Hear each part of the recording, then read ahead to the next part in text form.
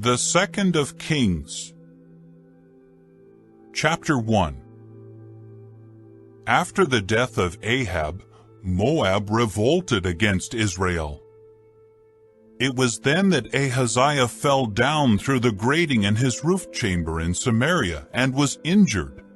So he sent messengers and said to them, "Go, inquire of Baal-zebub, the god of Ekron, to find out whether I will recover from this injury."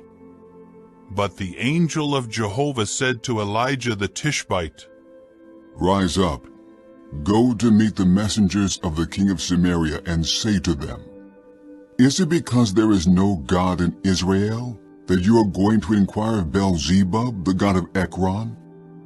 Therefore this is what Jehovah says, You will not leave the bed on which you are lying, for you will certainly die." With that, Elijah went off. When the messengers returned to him, he immediately said to them, "Why have you come back?" They replied to him, "There was a man who came up to meet us, and he said to us, 'Go, return to the king who sent you and tell him, this is what Jehovah says. Is it because there is no God in Israel that you are sending to inquire of Baal-zebub, the god of Ekron? Therefore, you will not leave the bed on which you are lying, for you will certainly die.'"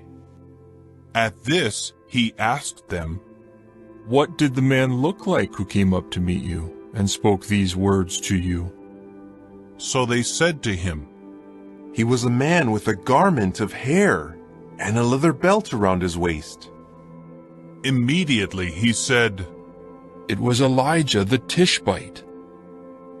The king then sent to him a chief of 50 with his 50 men. When he went up to him, he was sitting on the top of the mountain. He said to him, "Man of the true God, the king says, come down." But Elijah answered the chief of the 50, "Well, if I am a man of God, let fire come down from the heavens and consume you and your 50 men. And fire came down from the heavens and consumed him and his 50 men. So the king sent again to him another chief of 50 with his 50 men. He went and said to him, Man of the true God, this is what the king says. Come down quickly." But Elijah answered them, "If I am a man of the true God, let fire come down from the heavens and consume you and your 50 men. And fire of God came down from the heavens and consumed him and his 50 men. Then the king sent again a third chief of 50 and his 50 men. But the third chief of 50 went up and bowed down on his knees in front of Elijah, and began to beg for favor and say to him, Man of the true God, please, let my life and the lives of these 50 servants of yours be precious in your eyes. Fire has already come down from the heavens and consumed the 2 former chiefs of 50 and their groups of 50. But now let my life be precious in your eyes."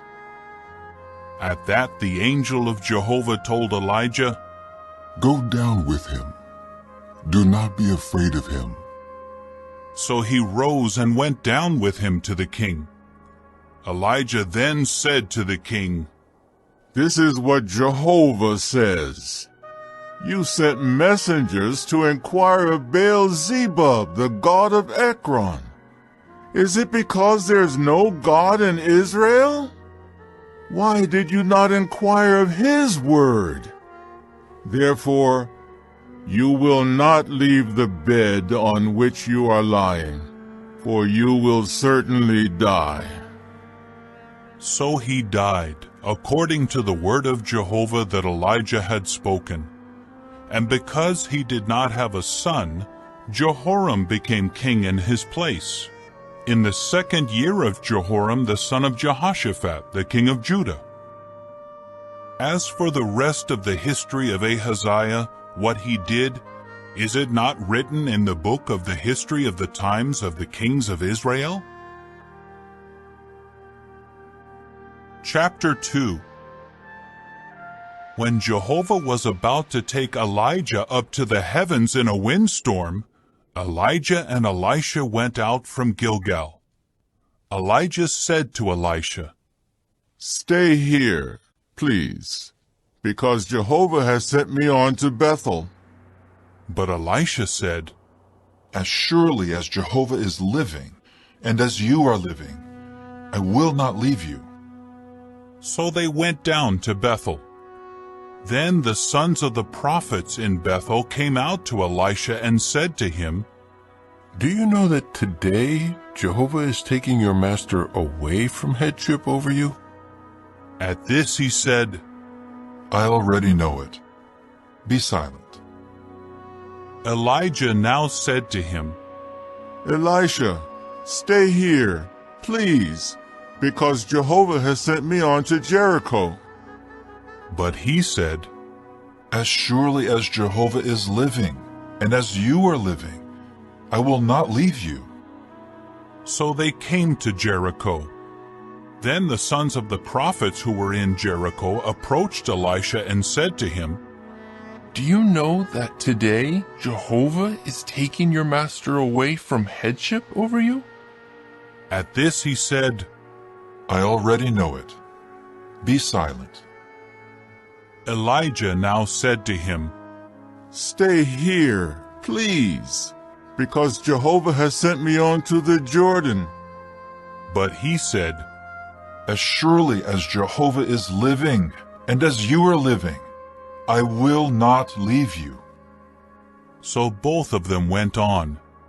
And 50 of the sons of the prophets also went and stood watching from a distance while the 2 of them stood by the Jordan.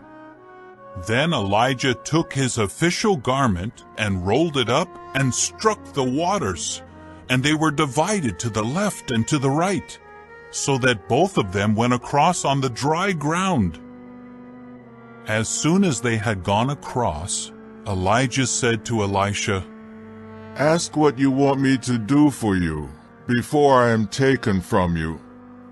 So Elisha said, Please, may I receive a double portion of your spirit? He replied, You have asked a difficult thing. If you see me when I am taken from you, it will happen for you that way. But if you do not, it will not happen. As they were walking along, speaking as they walked, suddenly a fiery chariot and fiery horses made a separation between the 2 of them, and Elijah ascended to the heavens in the windstorm. While Elisha was watching, he was crying out, My father! My father! The chariot of Israel and his horsemen! When he could no longer see him, he took hold of his own garments and ripped them into 2 pieces. After that he picked up the official garment of Elijah that had fallen off him and went back and stood by the bank of the Jordan. Then he took the official garment of Elijah that had fallen off him and struck the waters and said, Where is Jehovah, the God of Elijah? When he struck the waters, they were divided to the left and to the right, so that Elisha went across. When the sons of the prophets at Jericho saw him from a distance, they said, The spirit of Elijah has settled down on Elisha. So they went to meet him and bowed down to the ground before him. They said to him, Here are 50 capable men with your servants. Let them go, please, to look for your master. Perhaps the Spirit of Jehovah has lifted him up and then thrown him on one of the mountains or in one of the valleys. But he said, Do not send them. However, They kept urging him until he was embarrassed, so he said, Send them. They sent the 50 men, who kept looking for 3 days but did not find him. When they returned to him, he was staying in Jericho. Then he said to them, Did I not tell you not to go? In time, the men of the city said to Elisha, My master can see that the city is well situated, but the water is bad, and the land is barren. At that he said, Bring me a small new bowl, and put salt in it. So they brought it to him. Then he went out to the source of the water and threw salt into it and said, This is what Jehovah says. I have healed this water. No more will it cause death or barrenness. And the water has been healed down to this day, according to the word spoken by Elisha. He went up from there to Bethel. As he was going along the way, some young boys came out from the city and began to jeer at him, and they kept saying to him, Go up, you bald head! Go up, you bald head! Finally he turned around and looked at them and cursed them in the name of Jehovah. Then 2 she-bears came out of the forest and tore 42 of the children to pieces. He kept going from there to Mount Carmel, and from there he returned to Samaria. Chapter 3. Jehoram the son of Ahab became king over Israel in Samaria in the 18th year of King Jehoshaphat of Judah, and he reigned for 12 years. He kept doing what was bad in Jehovah's eyes, but not to the extent of his father or his mother, for he removed the sacred pillar of Baal that his father had made. However, he clung to the sins that Jeroboam the son of Nebat had caused Israel to commit. He did not depart from them. Now Mesha, the king of Moab, was a sheep raiser, and he used to pay 100,000 lambs and 100,000 unshorn rams as tribute to the king of Israel. As soon as Ahab died, the king of Moab revolted against the king of Israel. So King Jehoram went out on that day from Samaria and mustered all Israel. He also sent a message to King Jehoshaphat of Judah, saying, The king of Moab has revolted against me. Will you go with me to war against Moab? To this he said, I will go. I am the same as you. My people are the same as your people. My horses are the same as your horses. Then he asked, By which way should we go up? He replied, By the way of the wilderness of Edom. The king of Israel then set out with the king of Judah and the king of Edom. After they journeyed round about for 7 days, there was no water for the camp and for the domestic animals that were following behind them. The king of Israel said, How terrible! Jehovah has called these 3 kings only to give them into the hand of Moab. At that Jehoshaphat said, Is there no prophet of Jehovah here, through whom we may inquire of Jehovah? So one of the servants of the king of Israel answered, There is Elisha, the son of Shaphat, who used to pour out water on the hands of Elijah. Then Jehoshaphat said, The word of Jehovah is with him. So the king of Israel and Jehoshaphat and the king of Edom went down to him. Elisha said to the king of Israel, What do I have to do with you? Go to the prophets of your father and to the prophets of your mother. But the king of Israel said to him, No, for it is Jehovah who has called these 3 kings to give them into the hand of Moab. To this Elisha said, As surely as Jehovah of armies, whom I serve, is living, if I did not have regard for King Jehoshaphat of Judah, I would not look at you or take notice of you. Now bring me a harpist." As soon as the harpist started playing, the hand of Jehovah came on him. He said, "This is what Jehovah says. Dig trench after trench in this valley.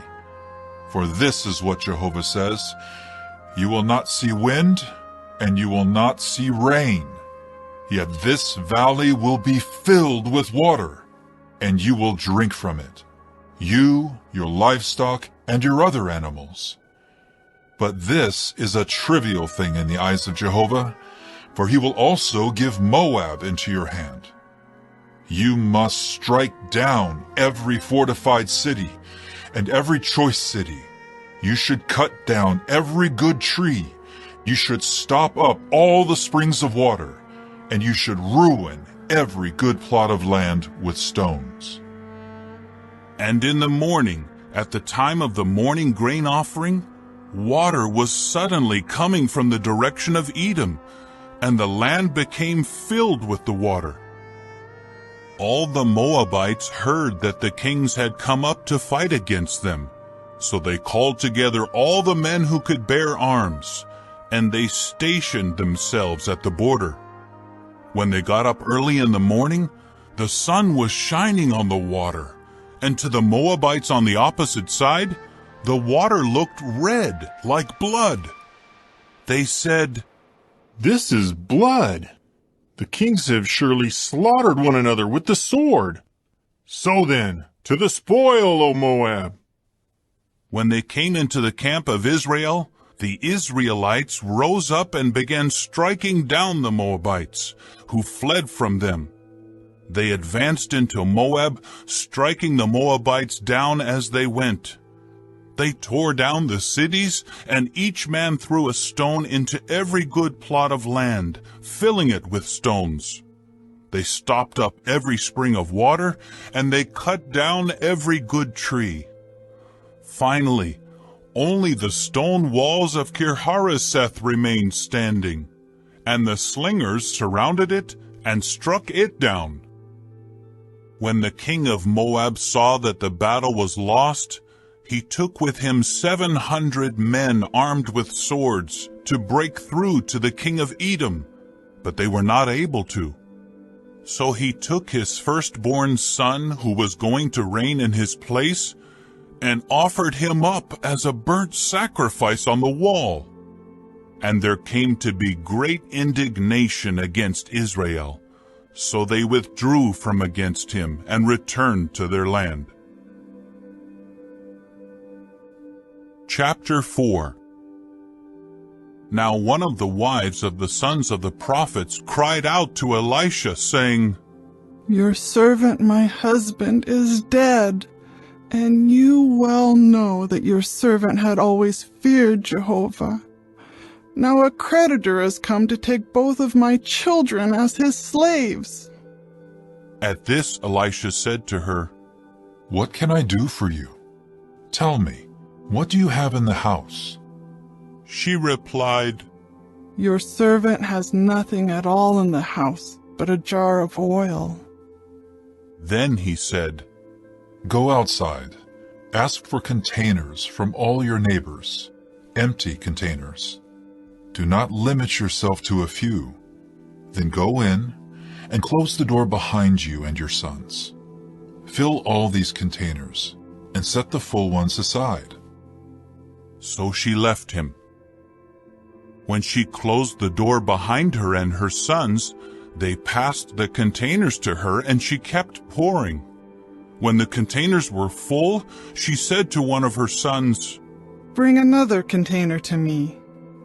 But he said to her, "There are no more containers." At that, the oil stopped. So she came in and told the man of the true God, and he said, "Go, sell the oil and pay off your debts, and you and your sons can live from what is left." One day, Elisha went to Shunem, where there was a prominent woman. and she urged him to eat a meal there. As often as he would pass by, he would stop there to eat. So she said to her husband, I know that it is the holy man of God who comes this way regularly. Please, let us make a small room on the roof, and put there for him a bed, a table, a chair, and a lampstand. Then, whenever he comes to us, he can stay there. One day he came there, and he went to the room on the roof to lie down. He then said to Gehazi, his attendant, Call this Shunammite woman. So he called her, and she stood before him. Then he said to Gehazi, Please tell her, here you have gone to all this trouble for us. What can be done for you? Should I speak in your behalf to the king, or to the chief of the army? But her reply was, I am living among my own people. So he said, Then what can be done for her?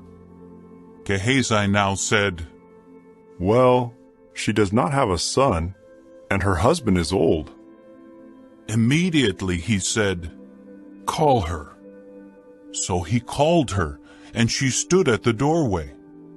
Then he said, At this time next year, you will be embracing a son. But she said, No, my master, man of the true God, do not tell lies to your servant. However, the woman became pregnant and gave birth to a son at the same time the next year, just as Elisha had told her. The child grew up, and one day he went out to his father, who was with the reapers. He kept saying to his father, My head, oh my head. Then his father said to the attendant, Carry him to his mother.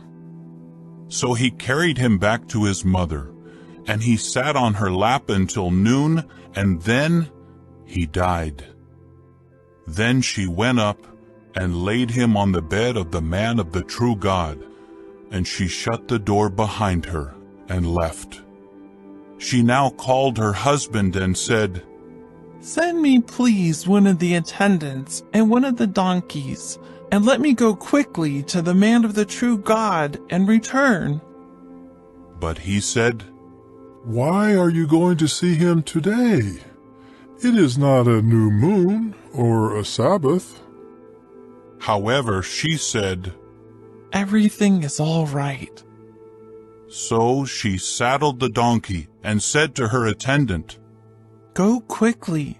Do not slow down for me unless I tell you to. So she went to the man of the true God at Mount Carmel.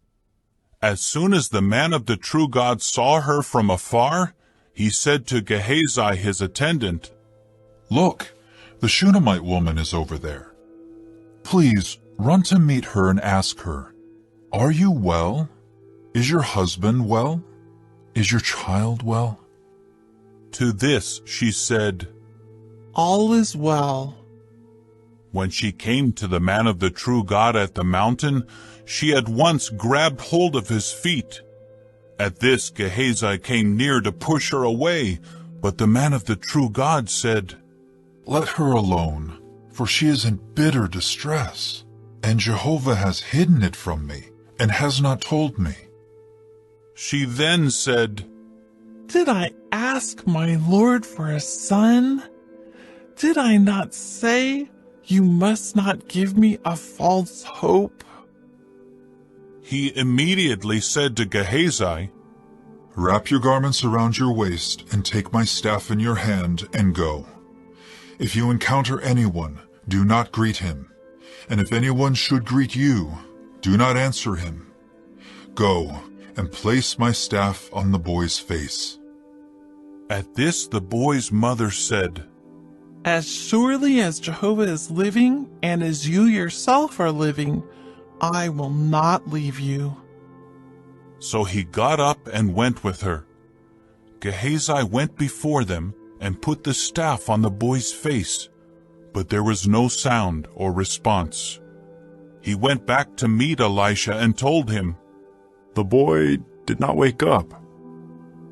When Elisha came into the house, the boy was lying dead on his bed. He went in and closed the door behind them both and began to pray to Jehovah. Then he got up on the bed and lay down on the child, and put his own mouth on the boy's mouth, his own eyes on his eyes, and his own palms on his palms, and kept bent over him, and the child's body started to grow warm. He walked back and forth in the house, and he got up on the bed and bent over him again. The boy sneezed 7 times, after which he opened his eyes. Elisha now called Gehazi and said, "Call the Shunammite woman." So he called her, and she came in to him. Then he said, "Pick up your son." And she came in and fell at his feet, and bowed down to the ground before him, after which she picked up her son and went out. When Elisha returned to Gilgal, there was famine in the land. The sons of the prophets were sitting before him, and he said to his attendant, "Put the large pot on, and boil stew for the sons of the prophets." So one of them went out to the field to pick mallows, and he found a wild vine and picked wild gourds from it, filling his garment. He then returned and sliced them into the stew pot, not knowing what they were. They later served it to the men to eat, but as soon as they ate from the stew, they cried out, "There is death in the pot, O man of the true God." And they could not eat it. So he said, "Bring some flour." After he threw it into the pot, he said, "Serve it to the people." And nothing harmful was in the pot. A man came from Baal-Shalisha, and he brought the man of the true God 20 loaves of barley bread made from the first ripe fruits, as well as a bag of new grain. Then Elisha said, "Give it to the people, so that they may eat." However, his attendant said, "How can I set this before 100 men?" To this he said, "Give it to the people, so that they may eat. For this is what Jehovah says, they will eat and have some left over." At that he put it before them, and they ate, and they had some left over, according to the word of Jehovah. Chapter 5. Now Naaman, the army chief of the king of Syria, was a prominent man, who was held in esteem by his lord, because through him Jehovah had given victory to Syria. He was a mighty warrior, although he was a leper. On one of their raids, the Syrians had taken captive from the land of Israel a little girl who became a servant to Naaman's wife. She said to her mistress, "If only my Lord would visit the prophet in Samaria, then he would cure him of his leprosy." So he went and reported to his lord, telling him what the girl from Israel had said. Then the king of Syria said, "Go now, and I will send a letter to the king of Israel." So he went, taking with him 10 talents of silver, 6,000 pieces of gold, and 10 changes of garments. He brought to the king of Israel the letter, which read, "Along with this letter that has come to you, I send my servant Naaman, so that you may cure him of his leprosy." As soon as the king of Israel read the letter, he ripped his garments apart and said, "Am I God, to put to death and to keep alive? For he is sending this man to me, telling me to cure him of his leprosy. You can see for yourselves that he is seeking a quarrel with me."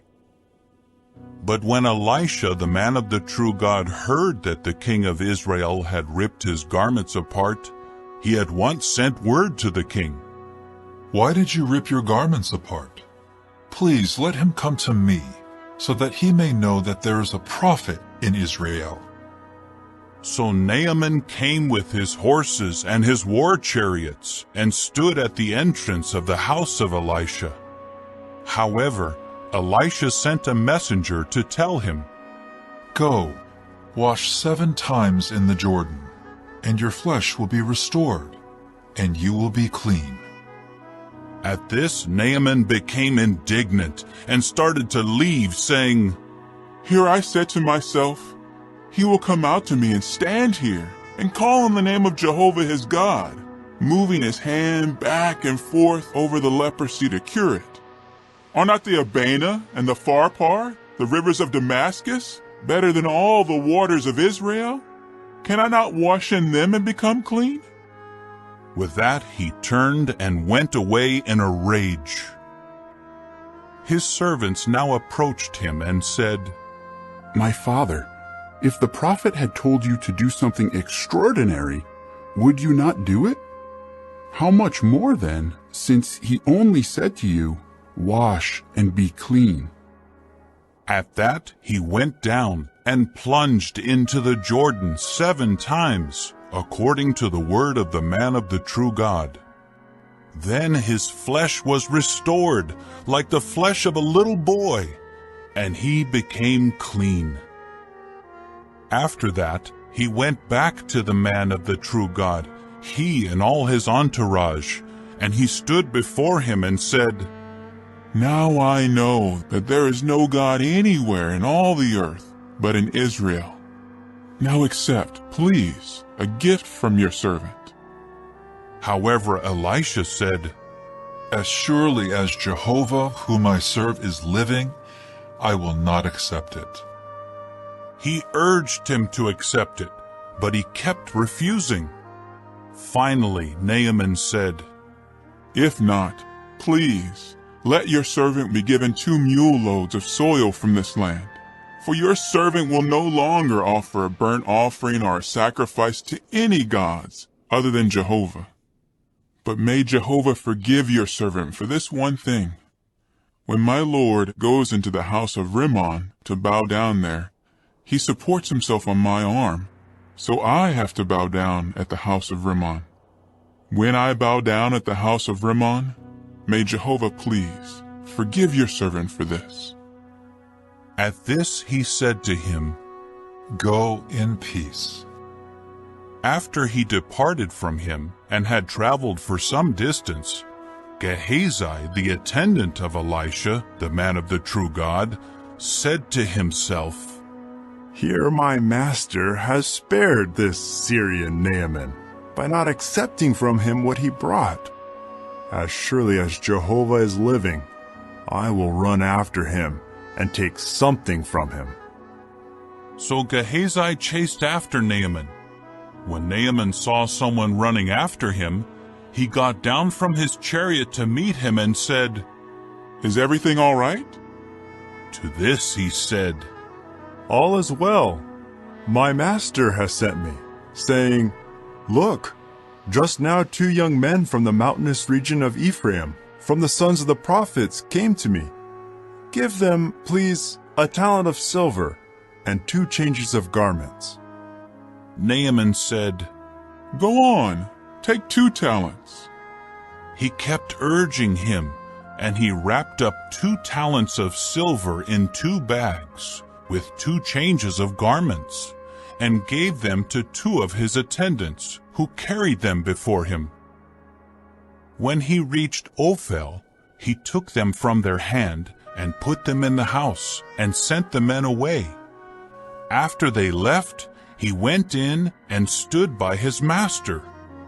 Elisha now said to him, Where did you come from, Gehazi? But he said, Your servant did not go anywhere.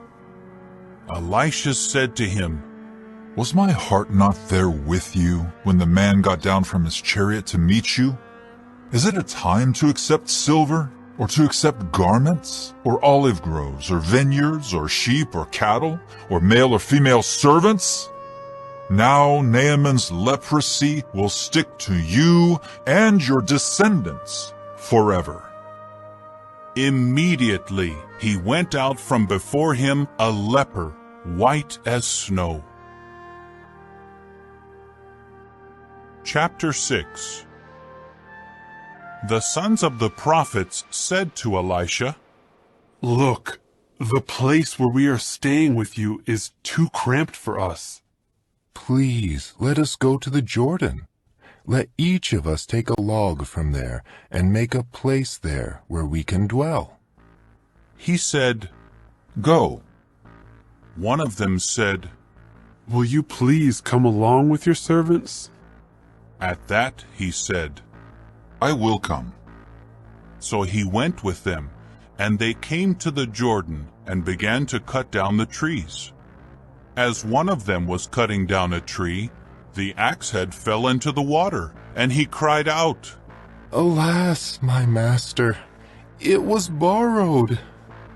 The man of the true God said, "Where did it fall?"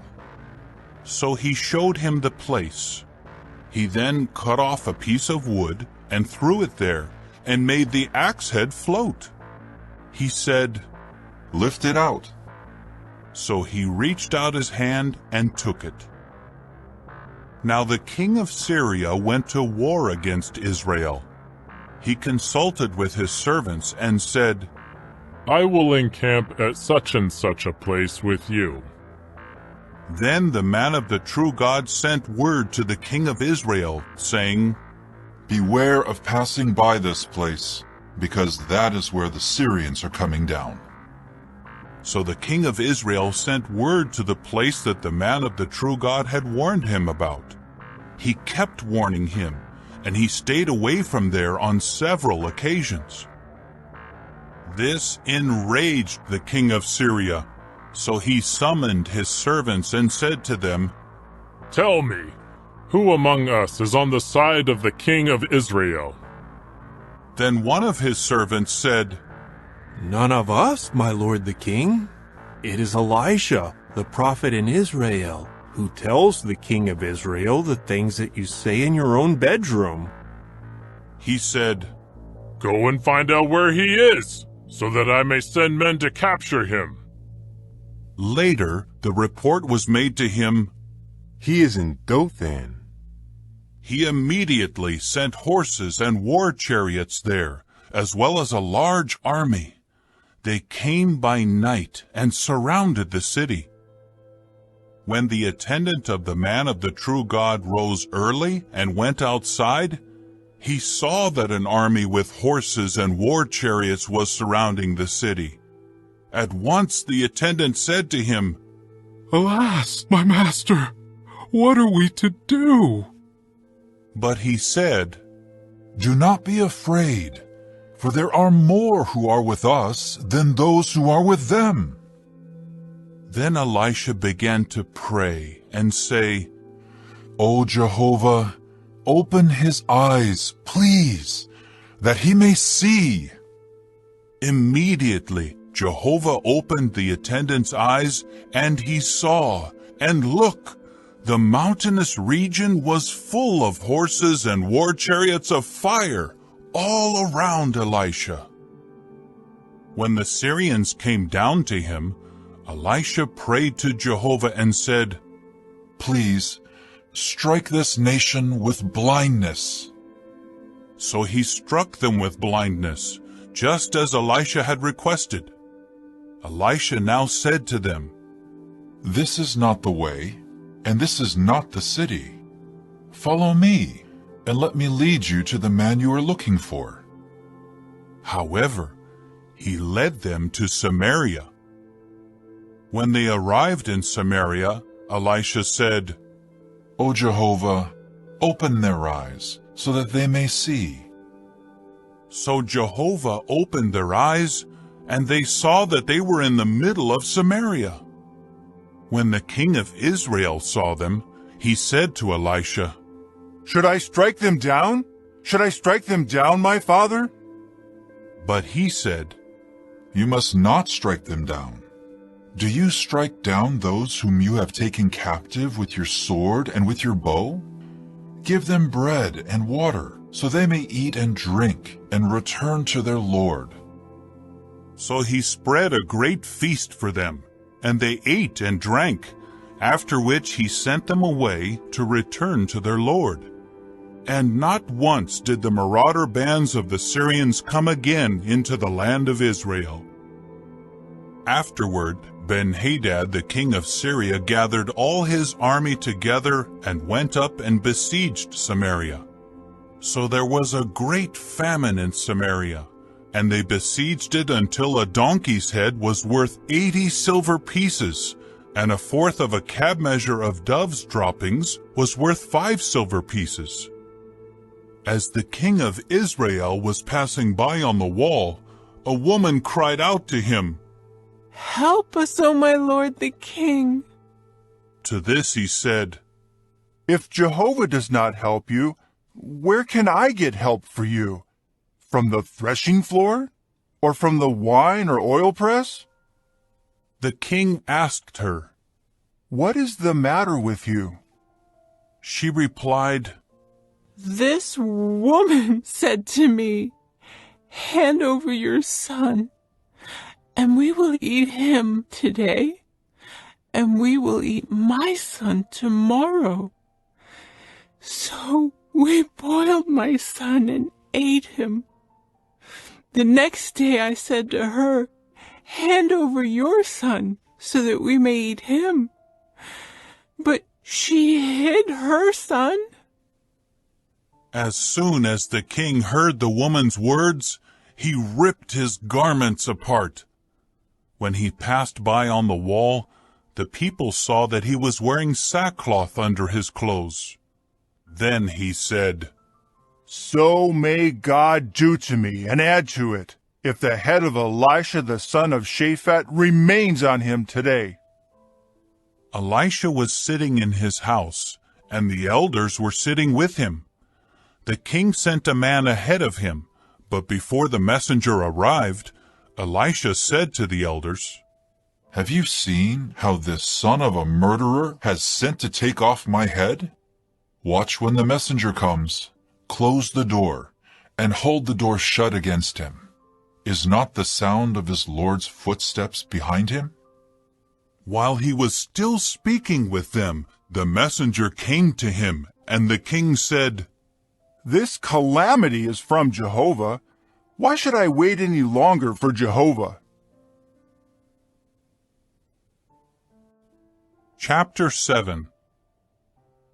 Elisha now said, Listen to the word of Jehovah. This is what Jehovah says. Tomorrow, about this time, at the gate of Samaria, a seah measure of fine flour will be worth a shekel, and 2 seah measures of barley will be worth a shekel. At that, the adjutant whom the king relied on said to the man of the true God, Even if Jehovah should open floodgates in the heavens, could this possibly take place? To that he said, You will see it with your own eyes, but you will not eat from it. There were 4 lepers at the entrance of the city gate, and they said to one another, Why are we sitting here until we die? If we say, Let us go into the city, while the famine is in the city, we would die there. And if we sit here, we will die anyway. So now let us go over to the camp of the Syrians. If they spare our lives, we will live. But if they put us to death, then we will die. They then got up in the evening darkness and entered the camp of the Syrians. When they reached the outskirts of the Syrian camp, there was nobody there. For Jehovah had caused the Syrian camp to hear the sound of war chariots and horses, the sound of a huge army. So they said to one another, Look, the king of Israel has hired the kings of the Hittites and the kings of Egypt to come against us.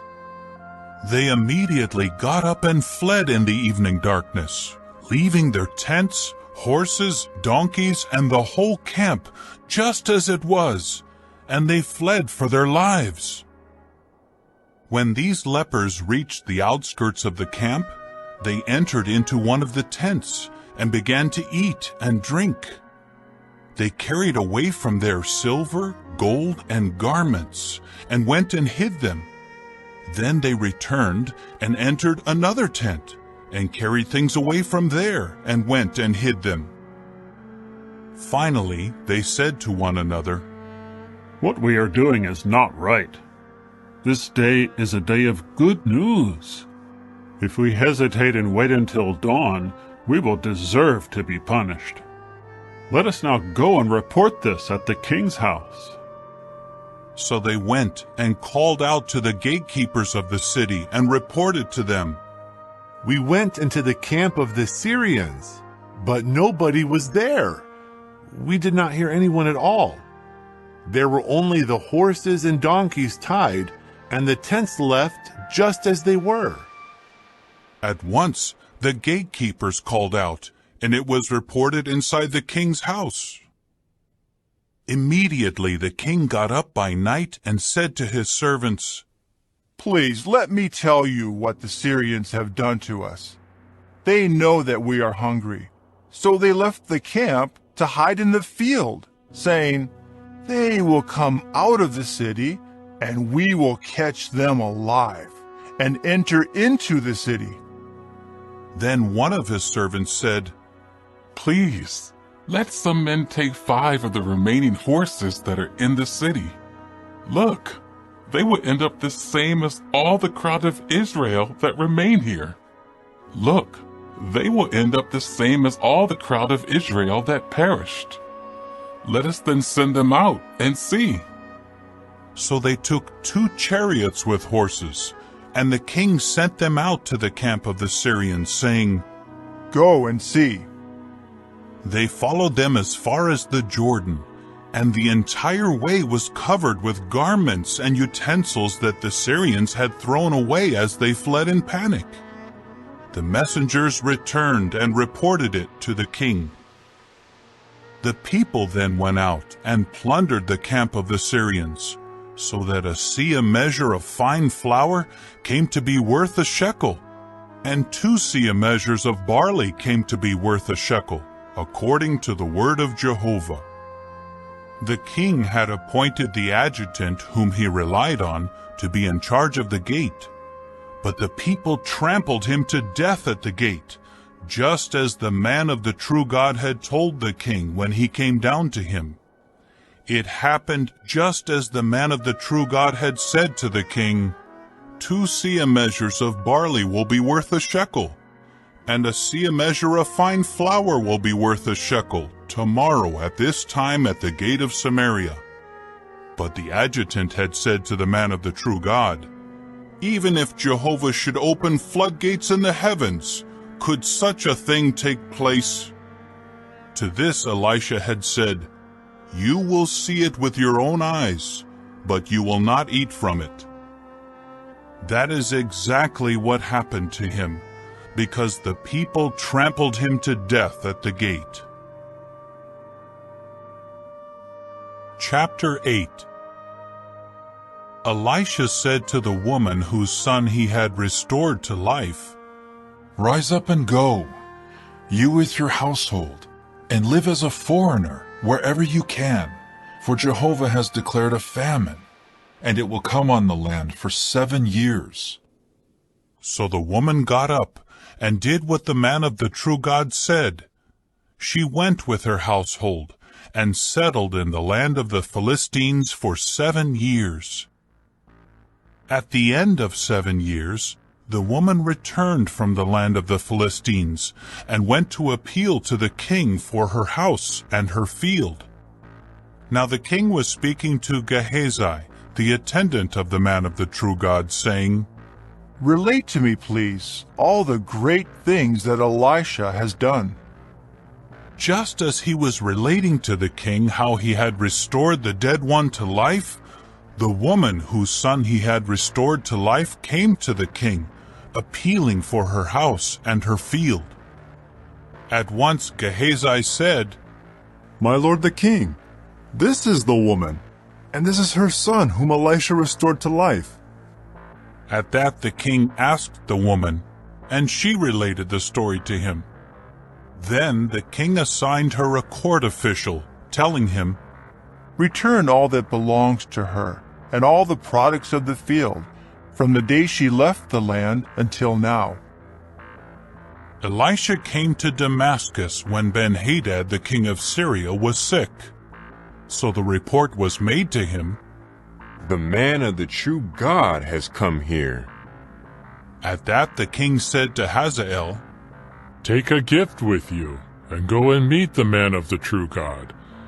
Inquire of Jehovah through him, asking, Will I recover from this sickness?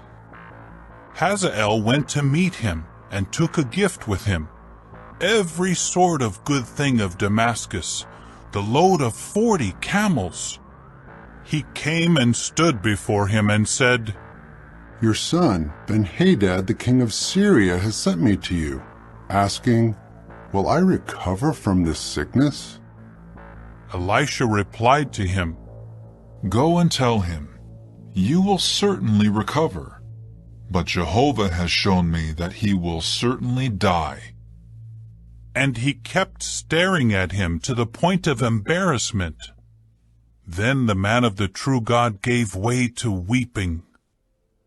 Hazael asked, Why is my lord weeping?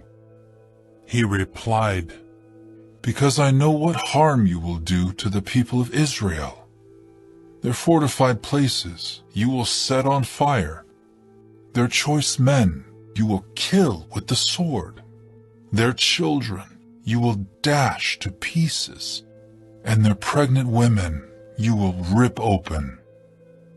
Hazael said, How could your servant, who is a mere dog, do such a deed? But Elisha said, Jehovah has shown me that you will be king over Syria. Then he left Elisha, and returned to his own lord, who said to him, What did Elisha say to you? He replied, He told me that you will certainly recover. But the next day Hazael took a coverlet, dipped it in water, and held it over his face until he died. And Hazael became king in his place. In the 5th year of Jehoram the son of Ahab, the king of Israel, while Jehoshaphat was king of Judah, Jehoram the son of King Jehoshaphat of Judah became king. He was 32 years old when he became king, and he reigned for 8 years in Jerusalem. He walked in the way of the kings of Israel, just as those of the house of Ahab had done. For Ahab's daughter had become his wife, and he kept doing what was bad in Jehovah's eyes. But Jehovah did not want to bring Judah to ruin for the sake of David his servant, since he had promised him to give a lamp to him and to his sons always. In his days, Edom revolted against Judah, and then set up its own king. So Jehoram crossed over to Zair with all his chariots, and he rose up by night and defeated the Edomites who were surrounding him and the chariot commanders, and the troops fled to their tents. But Edom has kept up its revolt against Judah to this day. Libnah also revolted at that time. And the rest of the history of Jehoram, all that he did, is it not written in the book of the history of the times of the kings of Judah? Then Jehoram was laid to rest with his forefathers, and was buried with his forefathers in the city of David. And his son Ahaziah became king in his place. In the 12th year of Jehoram the son of Ahab the king of Israel, Ahaziah the son of King Jehoram of Judah became king. Ahaziah was 22 years old when he became king, and he reigned for 1 year in Jerusalem. His mother's name was Athaliah, the granddaughter of King Omri of Israel. He walked in the way of the house of Ahab, and kept doing what was bad in Jehovah's eyes, like the house of Ahab, for he was related to the house of Ahab by marriage. So he went with Jehoram the son of Ahab to wage war against King Hazael of Syria at Ramoth Gilead. But the Syrians wounded Jehoram. So King Jehoram returned to Jezreel to recover from the wounds that the Syrians had inflicted on him at Ramah, when he fought against King Hazael of Syria. Ahaziah the son of Jehoram the king of Judah went down to Jezreel to see Jehoram the son of Ahab, because he had been wounded. Chapter 9. Elisha the prophet then called one of the sons of the prophets and said to him, "Wrap your garments around your waist, and quickly take this flask of oil with you and go to Ramoth Gilead. When you arrive there, look for Jehu, the son of Jehoshaphat, the son of Nimshi. Go in, and have him get up from among his brothers, and take him into the innermost room. Then take the flask of oil, and pour it out on his head, and say, 'This is what Jehovah says. I anoint you as king over Israel.' Then open the door and flee without delay." So the prophet's attendant got on his way to Ramoth Gilead. When he arrived, the army chiefs were seated there. He said, "I have a message for you, O chief." Jehu asked, "For which one of us?" He said, "For you, O chief." So Jehu got up and went into the house. The attendant poured the oil out on his head and said to him, "This is what Jehovah, the God of Israel, says. I anoint you as king over Jehovah's people, over Israel. You must strike down the house of Ahab your lord, and I will avenge the blood of my servants the prophets, and of all the servants of Jehovah who died at the hands of Jezebel. And the whole house of Ahab will perish, and I will annihilate from Ahab every male, including the helpless and weak in Israel. And I will make the house of Ahab like the house of Jeroboam, the son of Nebat, and like the house of Baasha, the son of Ahijah. As for Jezebel, the dogs will eat her up in the plot of land at Jezreel, and no one will bury her." With that he opened the door and fled. When Jehu went back to the servants of his lord, they asked him, "Is everything all right? Why did this crazy man come to you?" He answered them, "You know that sort of man and his sort of talk." But they said, "That is not true. Tell us, please." Then he said, "This is what he said to me." And then he added, "This is what Jehovah says. I anoint you as king over Israel." At this, each of them quickly took his garment and put it under him on the bare steps, and they blew the horn and said, "Jehu has become king."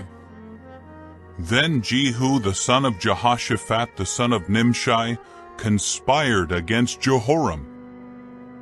Jehoram had been on guard at Ramoth Gilead, he with all Israel, because of King Hazael of Syria. King Jehoram later returned to Jezreel to recover from the wounds that the Syrians inflicted on him when he fought King Hazael of Syria. Jehu now said, "If you agree, do not let anyone escape from the city to go and report this in Jezreel." Then Jehu mounted his chariot and went to Jezreel, for Jehoram was lying there wounded, and King Ahaziah of Judah had gone down to see Jehoram. As the watchman was standing on the tower in Jezreel, he saw the throng of Jehu's men approaching. At once he said, I see a throng of men. Jehoram said, Take a cavalryman and send him to meet them, and let him say, Are you coming in peace? So a horseman went to meet him and said, This is what the king says. Are you coming in peace? But Jehu said, What do you have to do with peace? Fall in behind me. The watchman then reported, The messenger reached them, but he has not returned. So he sent out a second horseman, who said when he came to them, This is what the king says. Are you coming in peace? But Jehu said, What do you have to do with peace? Fall in behind me. The watchman then reported, He reached them, but he has not returned.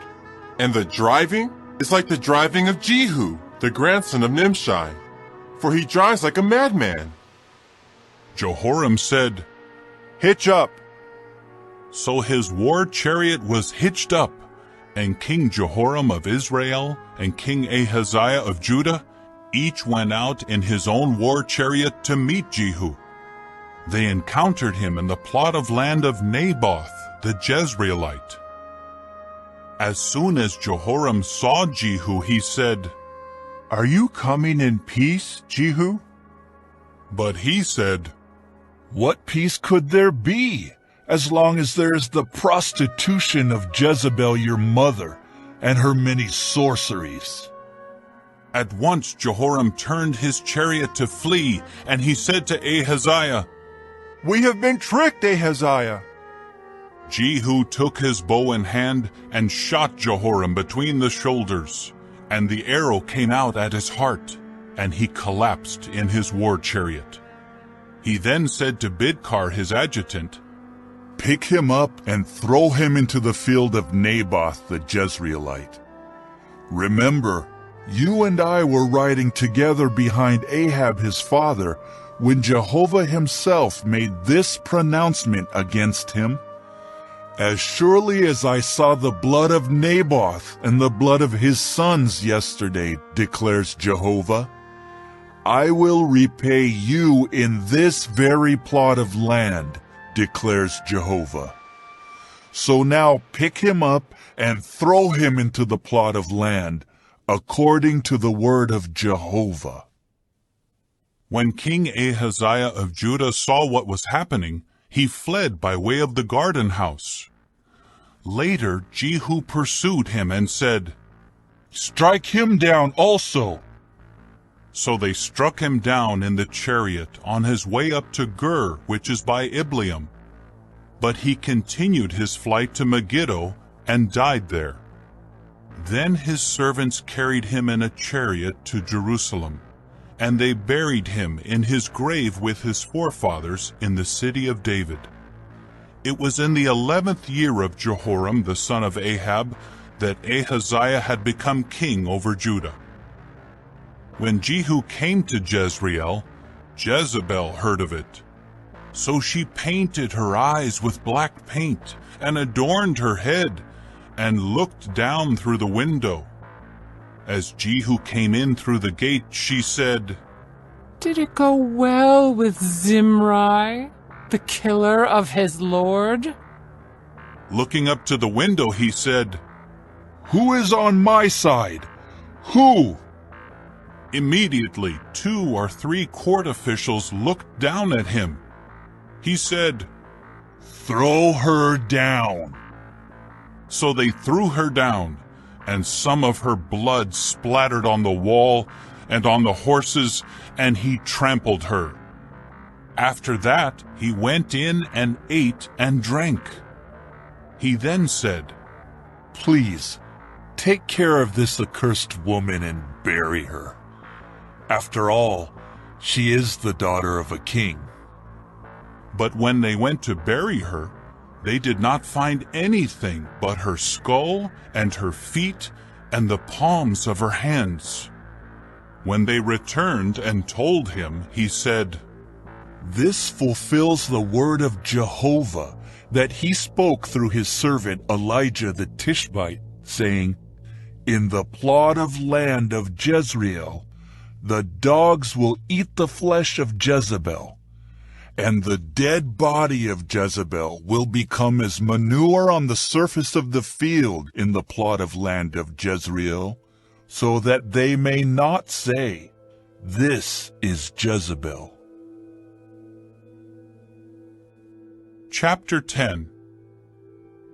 Now Ahab had 70 sons in Samaria.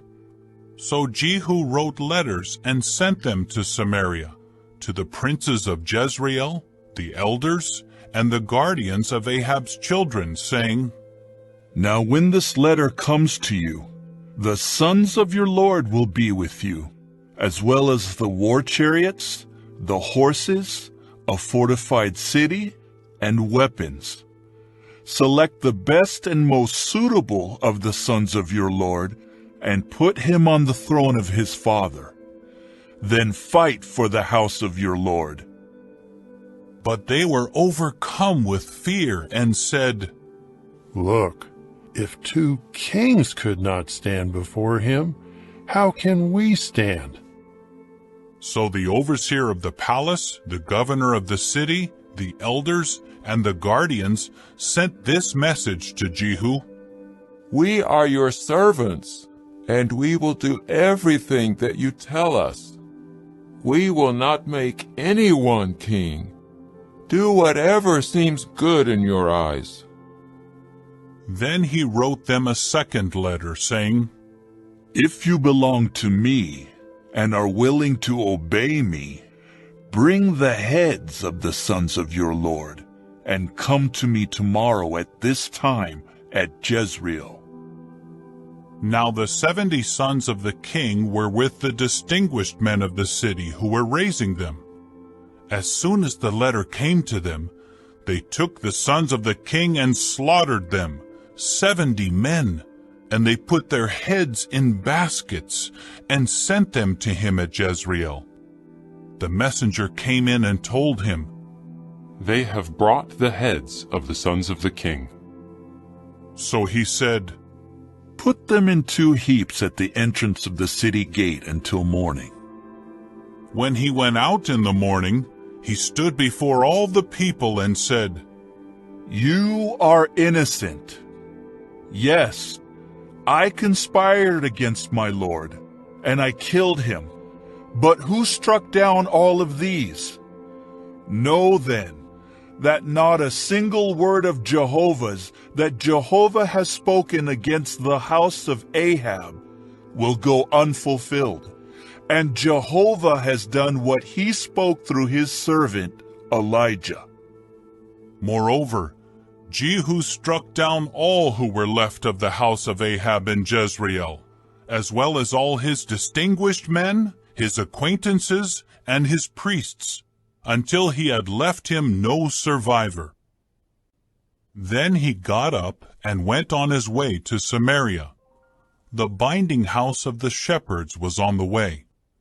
There Jehu encountered the brothers of King Ahaziah of Judah, and he said to them, "Who are you?" They said, "We are the brothers of Ahaziah, and we are on our way down to ask if all is well with the sons of the king and the sons of the queen mother." Immediately he said, "Capture them alive." So they captured them alive and slaughtered them at the cistern of the binding house, 42 men. He did not let a single one of them survive. As he went from there, he encountered Jehonadab the son of Rechab, who was coming to meet him. When he greeted him, he said to him, "Is your heart fully with me, just as my heart is with your heart?" Jehonadab replied, "It is." "If so, give me your hand." So he gave him his hand, and Jehu pulled him up into the chariot with him. Then he said, "Come along with me, and see my toleration of no rivalry toward Jehovah." So they had him ride with him in his war chariot. Then he came to Samaria, and he struck down all who were left over of Ahab's house in Samaria, until he had annihilated them, according to Jehovah's word that he had spoken to Elijah. Further, Jehu collected all the people together and said to them, "Ahab worshipped Baal a little, but Jehu will worship him much more. So summon all the prophets of Baal, all his worshippers, and all his priests to me. Do not let a single one be absent, because I have a great sacrifice for Baal. Anyone who is absent will not live." But Jehu was acting with cunning to destroy the worshippers of Baal. Jehu continued, "Declare a solemn assembly for Baal."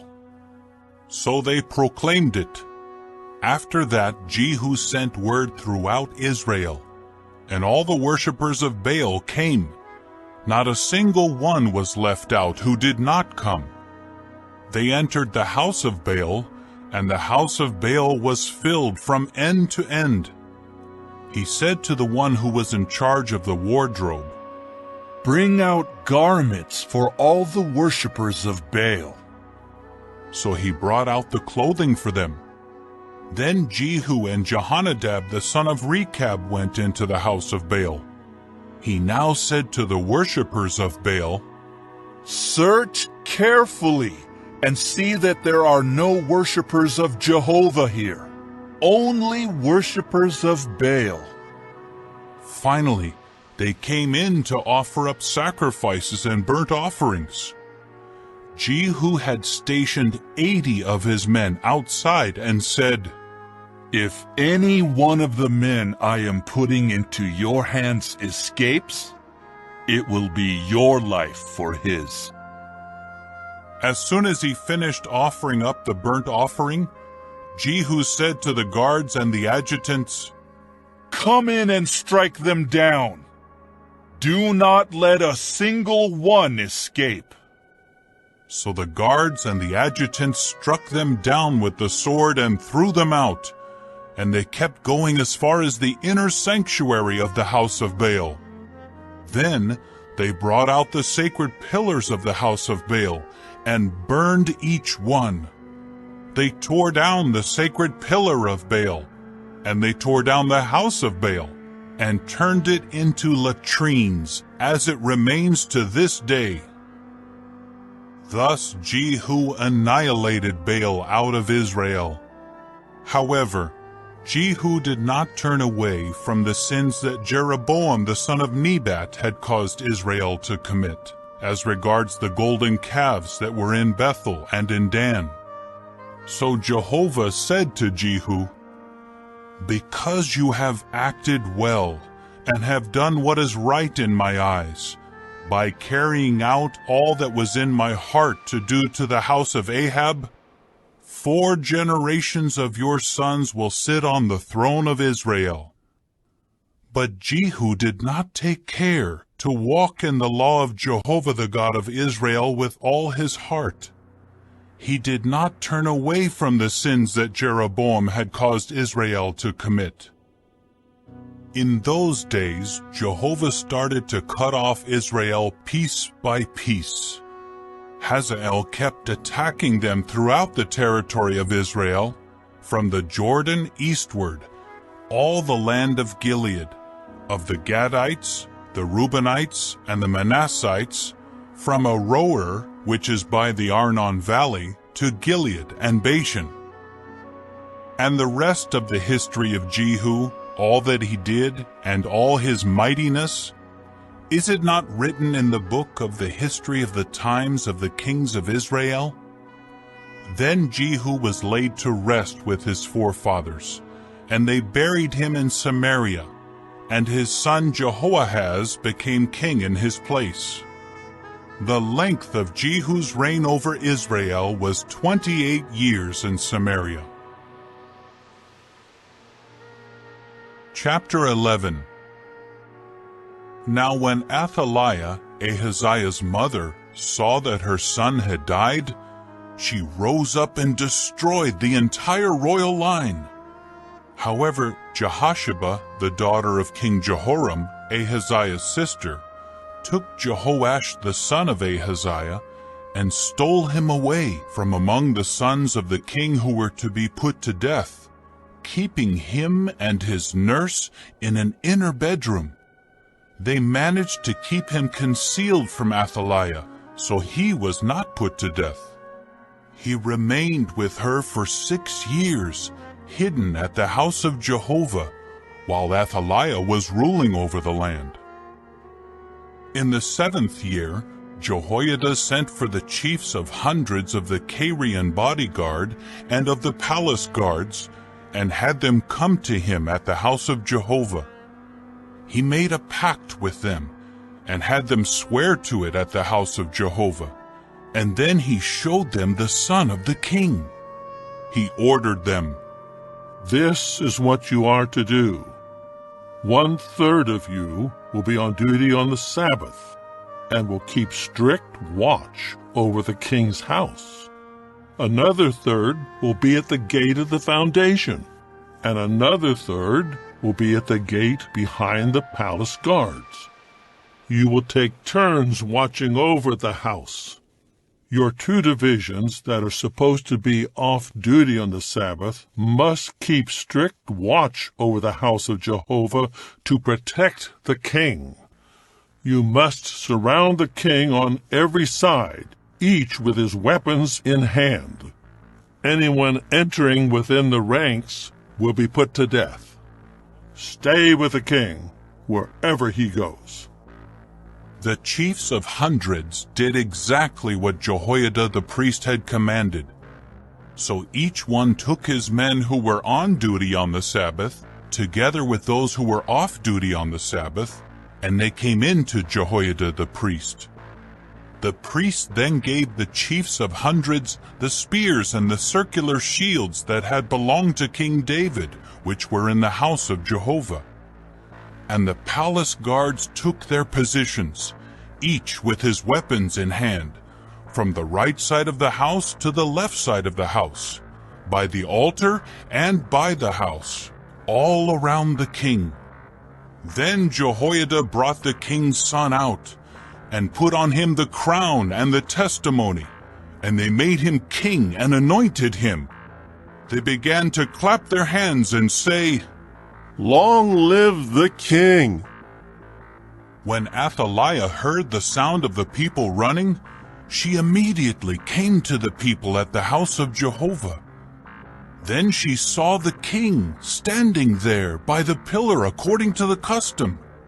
The chiefs and the trumpeters were with the king, and all the people of the land were rejoicing and blowing the trumpets. At this, Athaliah ripped her garments apart and cried out, "Conspiracy! Conspiracy!"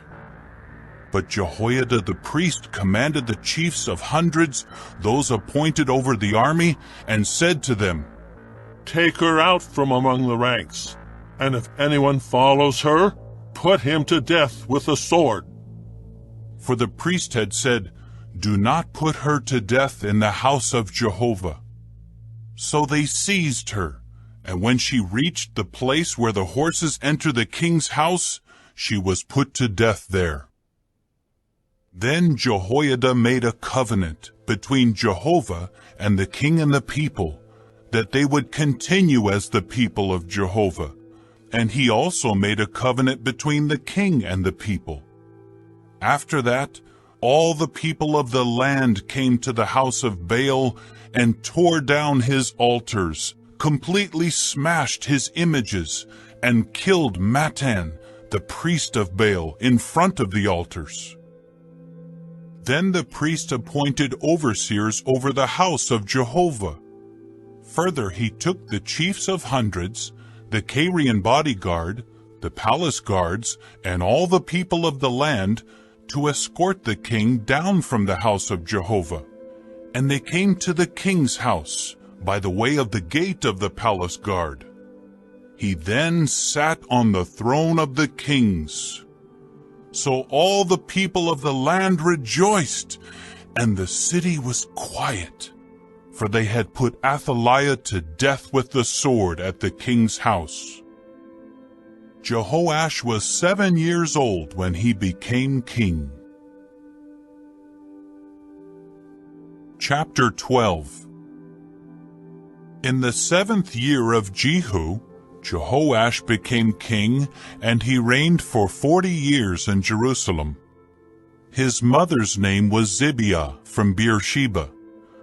Jehoash continued doing what was right in Jehovah's eyes, all the days that Jehoiada the priest instructed him.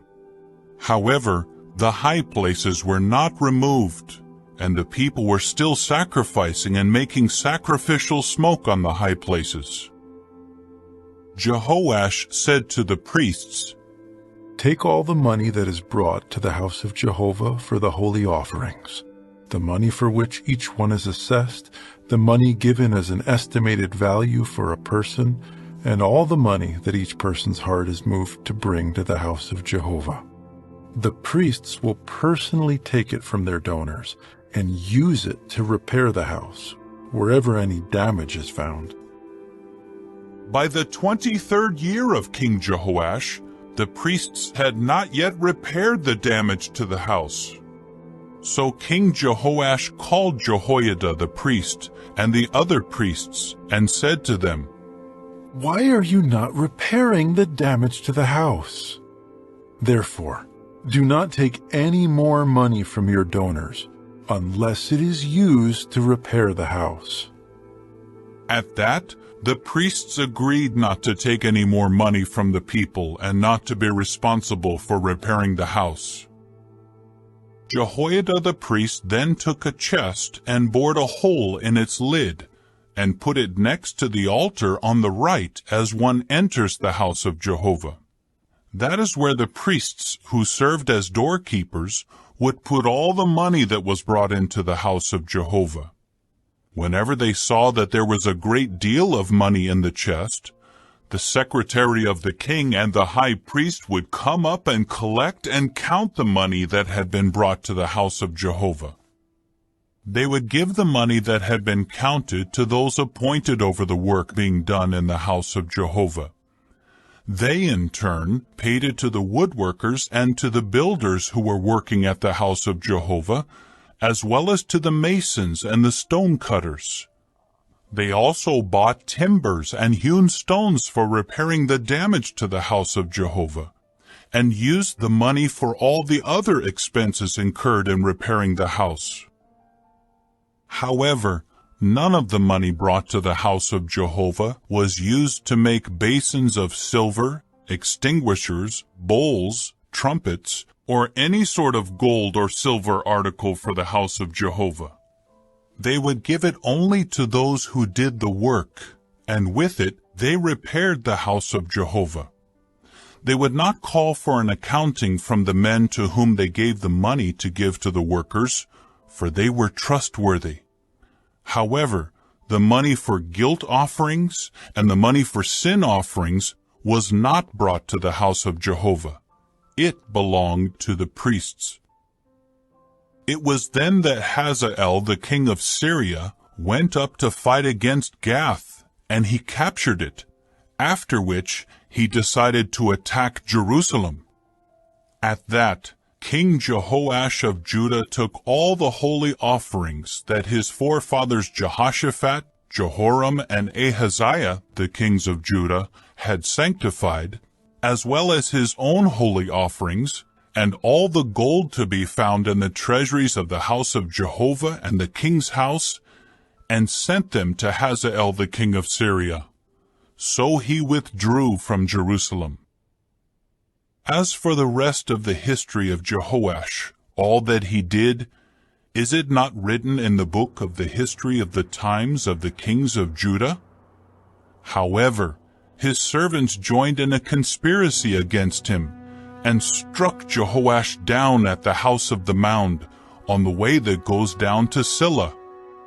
His servants Josachar the son of Shimeath, and Jehozabad the son of Shomer were the ones who struck him and put him to death. They buried him with his forefathers in the city of David, and his son Amaziah became king in his place. Chapter 13. In the 23rd year of Jehoash the son of Ahaziah the king of Judah, Jehoahaz the son of Jehu became king over Israel in Samaria, and he reigned for 17 years. He continued to do what was bad in Jehovah's eyes, and he persisted in the sin that Jeroboam the son of Nebat had caused Israel to commit. He did not turn away from it. So Jehovah's anger grew hot against Israel, and he gave them into the hand of King Hazael of Syria, and into the hand of Ben-Hadad the son of Hazael, all their days. In time, Jehoahaz begged for the favor of Jehovah, and Jehovah listened to him, for he had seen the oppression the king of Syria had inflicted on Israel. So Jehovah provided Israel with a savior to free them from Syria's grip, and the Israelites were able to dwell in their homes as before. However, they did not depart from the sin of the house of Jeroboam that he had caused Israel to commit. They continued in this sin, and the sacred pole continued to stand in Samaria. Jehoahaz was left with an army of only 50 horsemen, 10 chariots, and 10,000 foot soldiers, because the king of Syria had destroyed them, trampling them like the dust at threshing time. As for the rest of the history of Jehoahaz, all that he did and his mightiness, is it not written in the book of the history of the times of the kings of Israel? Then Jehoahaz was laid to rest with his forefathers, and they buried him in Samaria, and his son Jehoash became king in his place. In the 37th year of King Jehoash of Judah, Jehoash the son of Jehoahaz became king over Israel in Samaria, and he reigned for 16 years. He continued to do what was bad in Jehovah's eyes, not departing from all the sins that Jeroboam the son of Nebat had made Israel commit. He continued in these sins. As for the rest of the history of Jehoash, all that he did and his mightiness, and how he fought against King Amaziah of Judah, is it not written in the book of the history of the times of the kings of Israel? Then Jehoash was laid to rest with his forefathers, and Jeroboam sat on his throne. And Jehoash was buried in Samaria with the kings of Israel. Now when Elisha became ill with the sickness from which he eventually died, Jehoash the king of Israel came down to him and wept over him, saying, My father, the chariot of Israel and his horsemen. Elisha then said to him, Take a bow and arrows. So he took a bow and arrows. Then he said to the king of Israel, Put your hand to the bow. So he put his hand to it, after which Elisha laid his hands on the king's hands. Then he said, Open the window toward the east. So he opened it. Elisha said, Shoot! So he shot. He now said, Jehovah's arrow of victory, the arrow of victory over Syria. You will strike down Syria at Aphek until you finish it off. He continued, Take the arrows. And he took them. Then he said to the king of Israel, Strike the ground. So he struck the ground 3 times and stopped. At that the man of the true God grew indignant at him and said, You should have struck the ground 5 or 6 times. Then you would have struck down Syria until you finished it off. But now you will strike down Syria only 3 times. After that, Elisha died and was buried. There were Moabite marauder bands that would come into the land at the beginning of the year. As some men were burying a man, they saw the marauder band. So they quickly threw the man into Elisha's burial place and ran off. When the man touched the bones of Elisha, he came to life and stood on his feet. Now King Hazael of Syria oppressed Israel all the days of Jehoahaz. However, Jehovah extended favor and mercy to them and showed his concern for them for the sake of his covenant with Abraham, Isaac, and Jacob. He did not want to bring them to ruin, and he has not cast them away from his presence to this day. When King Hazael of Syria died, his son Ben-Hadad became king in his place. Jehoash, the son of Jehoahaz, then took back from Ben-Hadad the son of Hazael the cities that he had taken in war from Jehoahaz his father. 3 times Jehoash struck him down, and he recovered the cities of Israel. Chapter 14. In the 2nd year of Jehoash the son of Jehoahaz the king of Israel, Amaziah the son of King Jehoash of Judah became king. He was 25 years old when he became king, and he reigned for 29 years in Jerusalem. His mother's name was Jehoaddan of Jerusalem.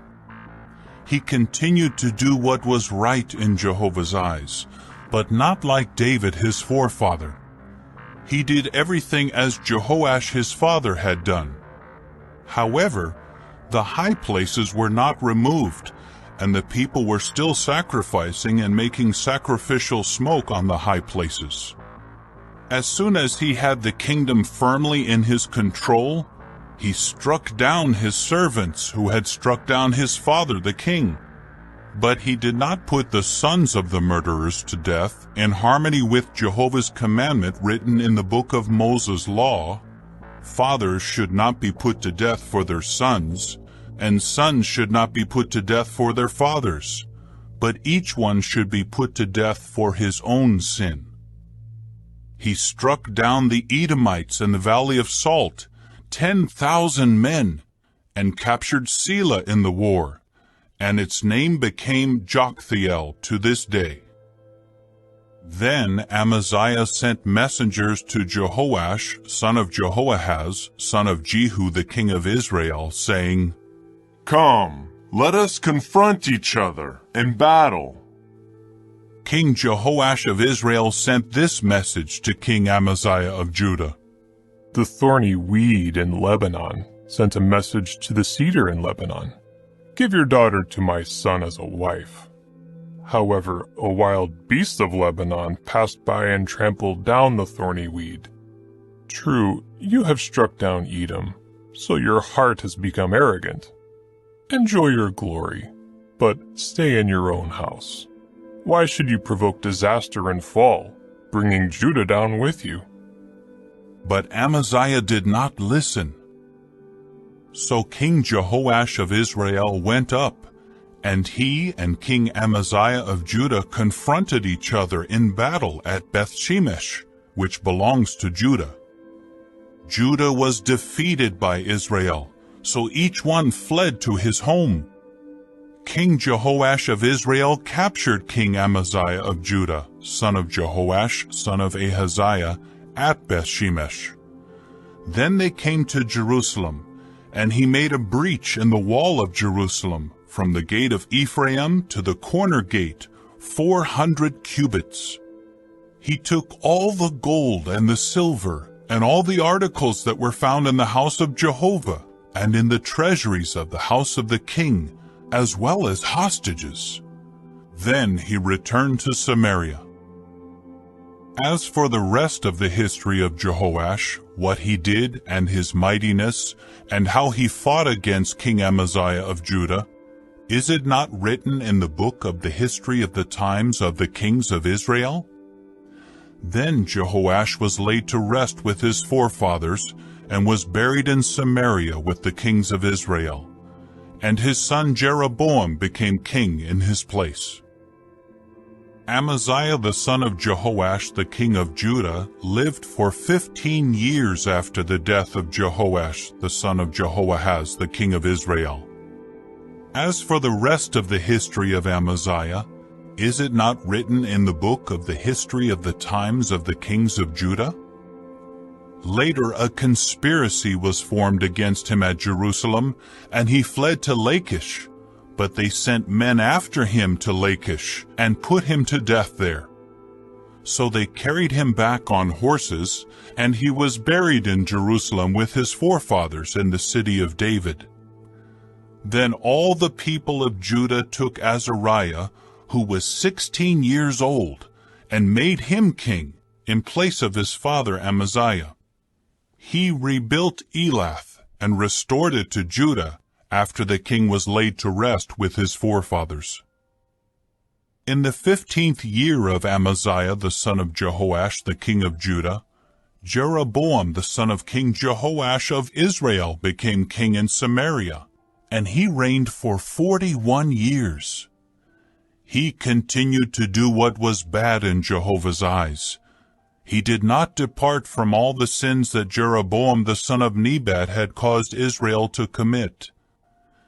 He restored the boundary of Israel from Lebo-Hamath clear to the sea of the Arabah, according to the word that Jehovah the God of Israel spoke through his servant Jonah, the son of Amittai, the prophet from Gath-hepher. For Jehovah had seen the very bitter affliction of Israel.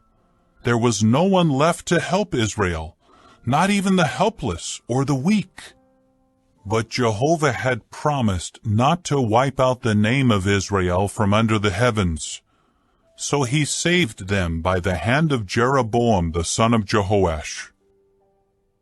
As for the rest of the history of Jeroboam, all that he did and his mightiness, how he fought, and how he restored Damascus and Hamath to Judah in Israel, is it not written in the book of the history of the times of the kings of Israel?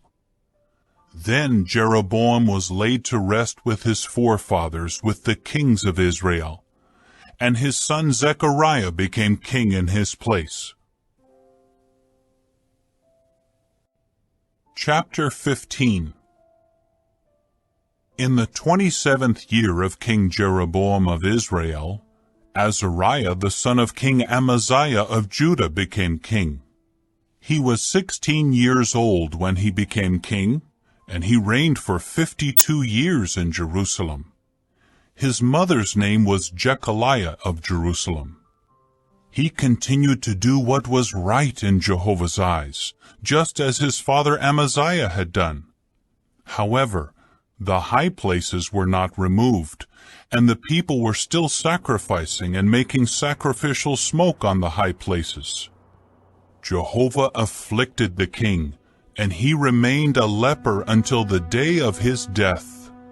And he stayed in a separate house, while the king's son Jotham was in charge of the house, judging the people of the land. As for the rest of the history of Azariah, all that he did, is it not written in the book of the history of the times of the kings of Judah?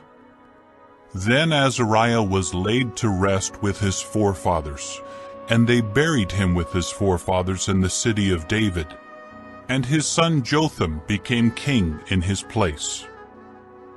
In the 38th year of King Azariah of Judah, Zechariah the son of Jeroboam became king over Israel in Samaria, and he reigned for 6 months.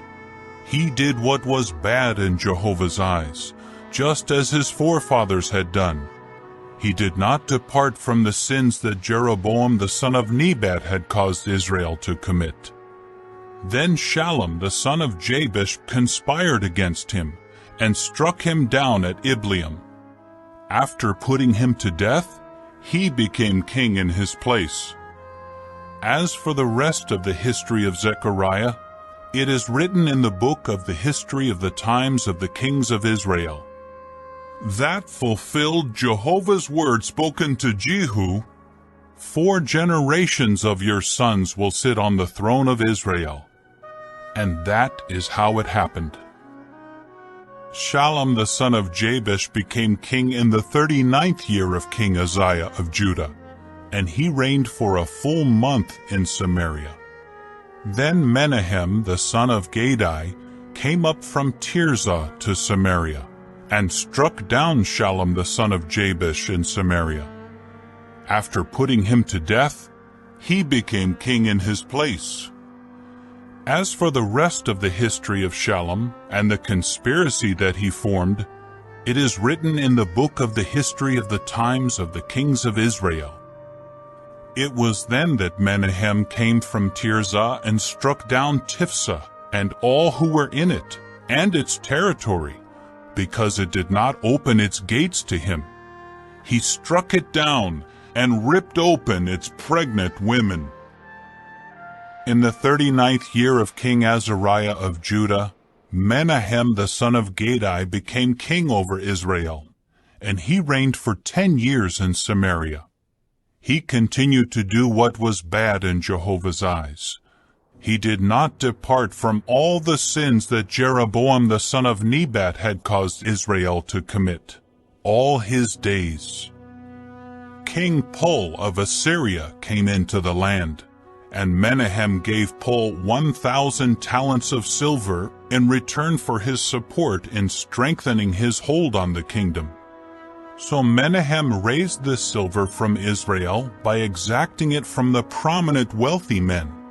He gave the king of Assyria 50 silver shekels for each man.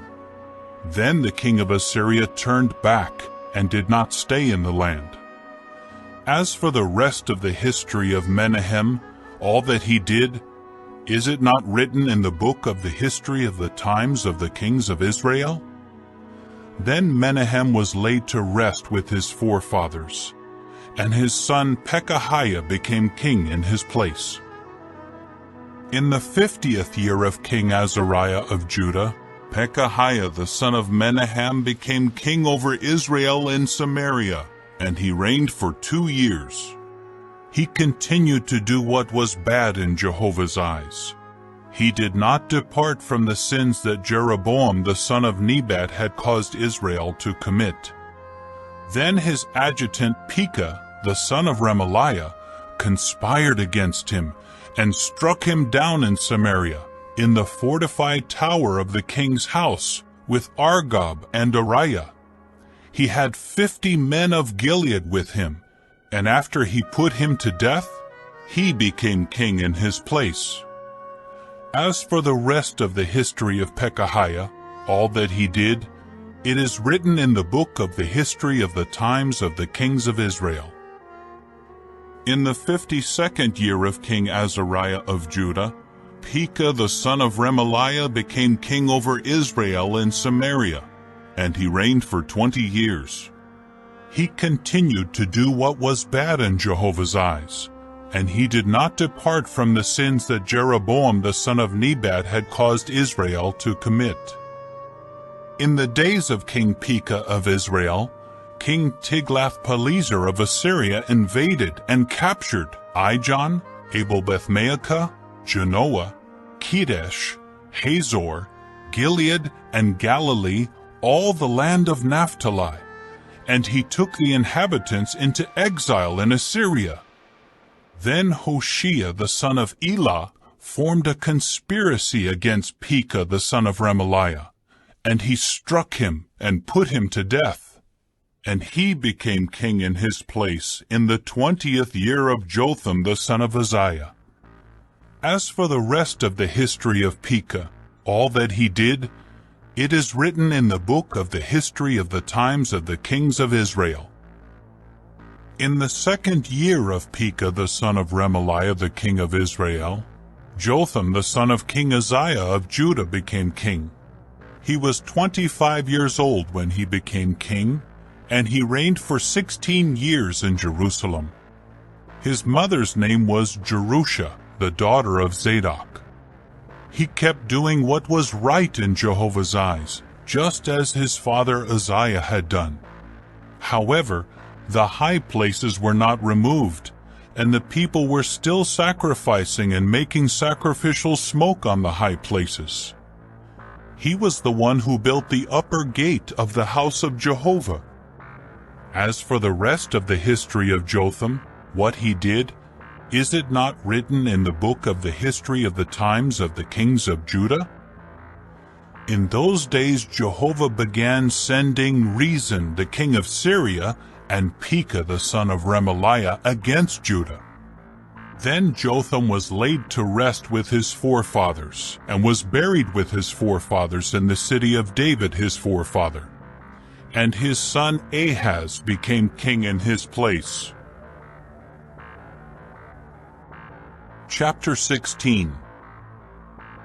In the 17th year of Pekah the son of Remaliah, Ahaz the son of King Jotham of Judah became king. Ahaz was 20 years old when he became king, and he reigned for 16 years in Jerusalem. He did not do what was right in the eyes of Jehovah his God, as David his forefather had done.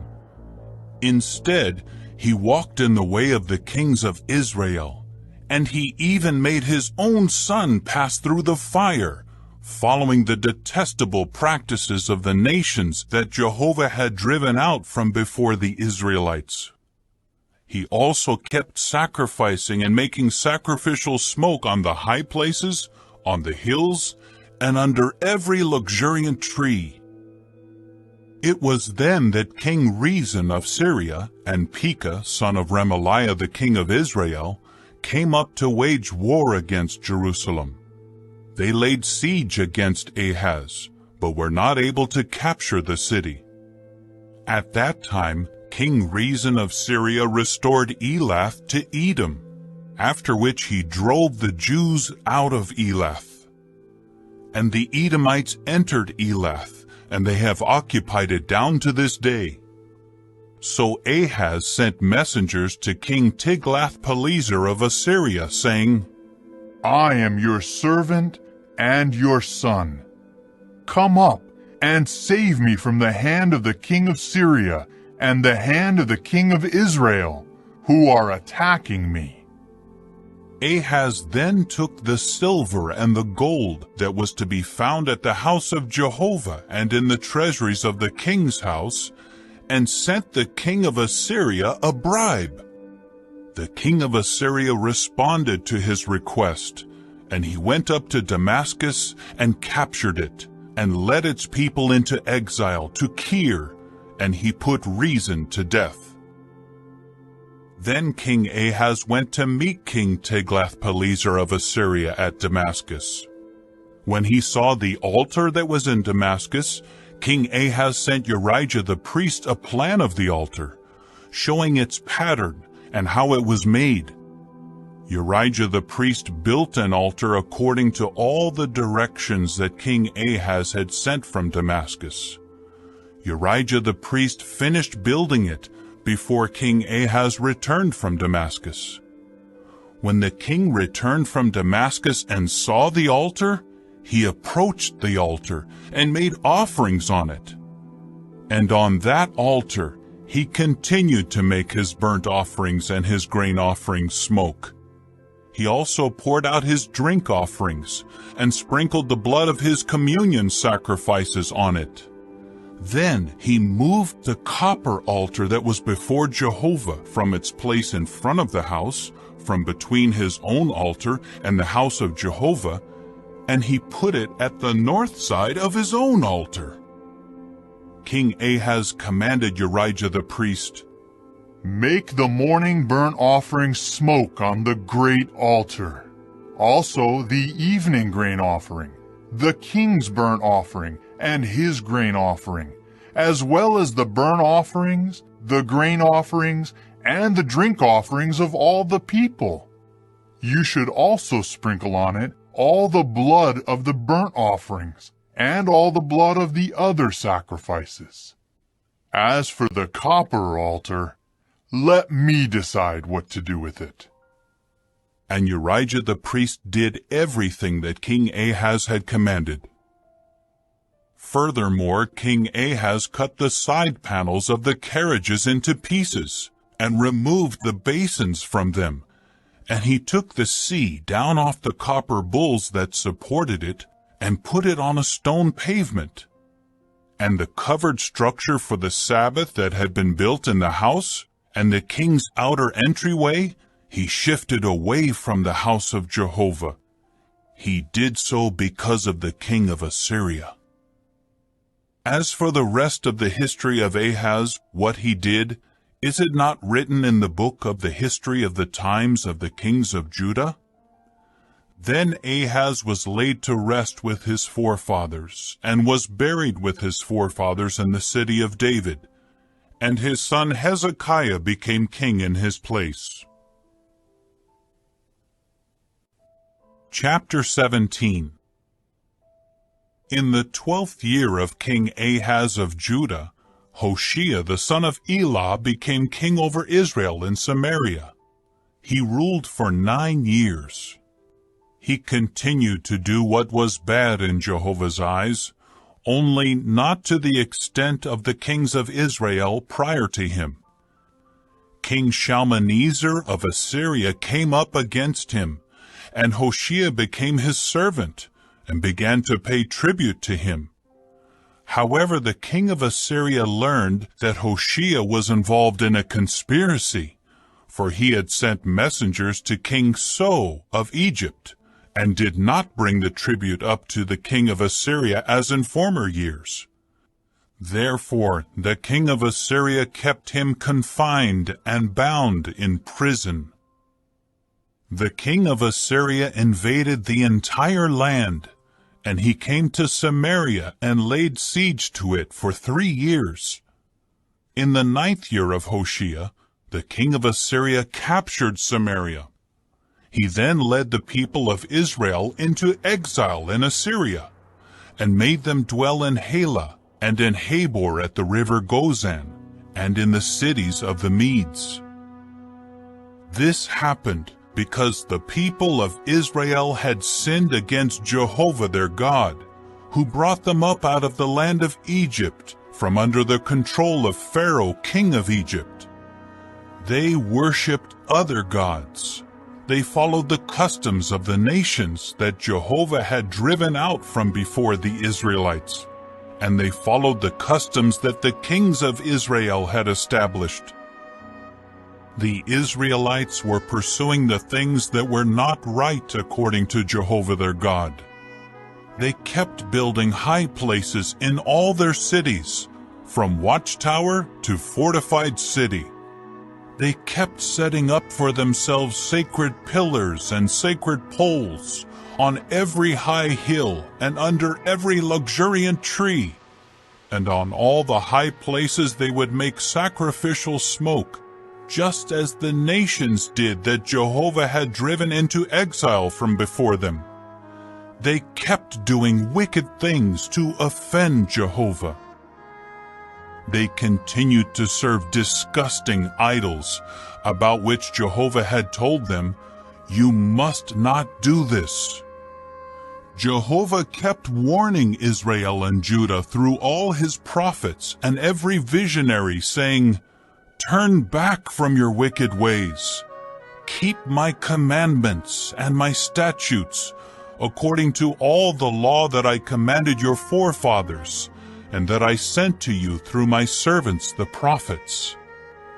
But they did not listen, and they remained just as stubborn as their forefathers who had not shown faith in Jehovah their God.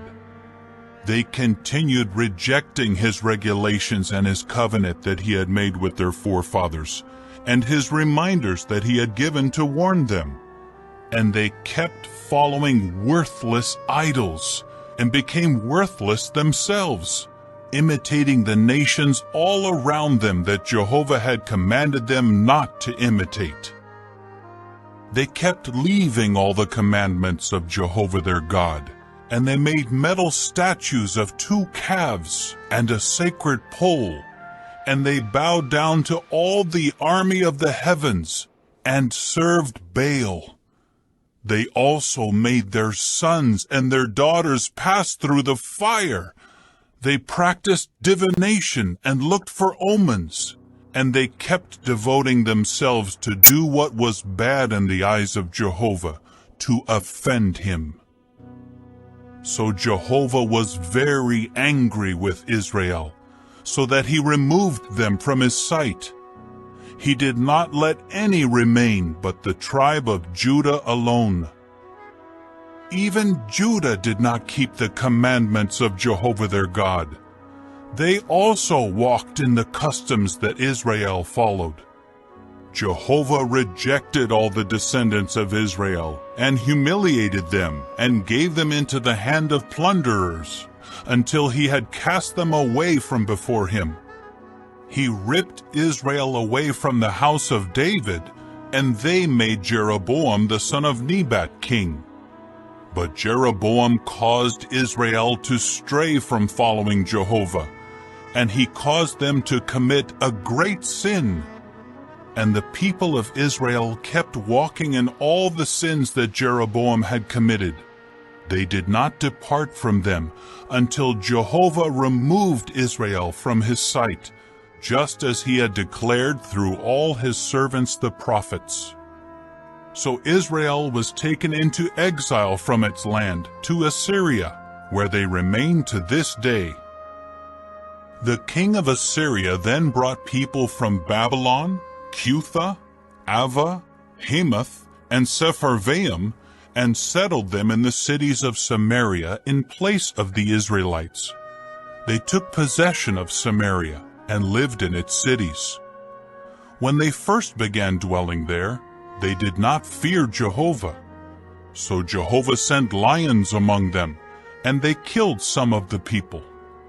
It was reported to the king of Assyria, "The nations that you have taken into exile and resettled in the cities of Samaria do not know the religion of the God of the land. So he keeps sending lions among them, which are putting them to death, because none of them know the religion of the God of the land." At that the king of Assyria commanded, "Have one of the priests, whom you took into exile from there, return to live there and to teach them the religion of the God of the land." So one of the priests, whom they had taken into exile from Samaria, came back to live in Bethel, and he began to teach them how they should fear Jehovah.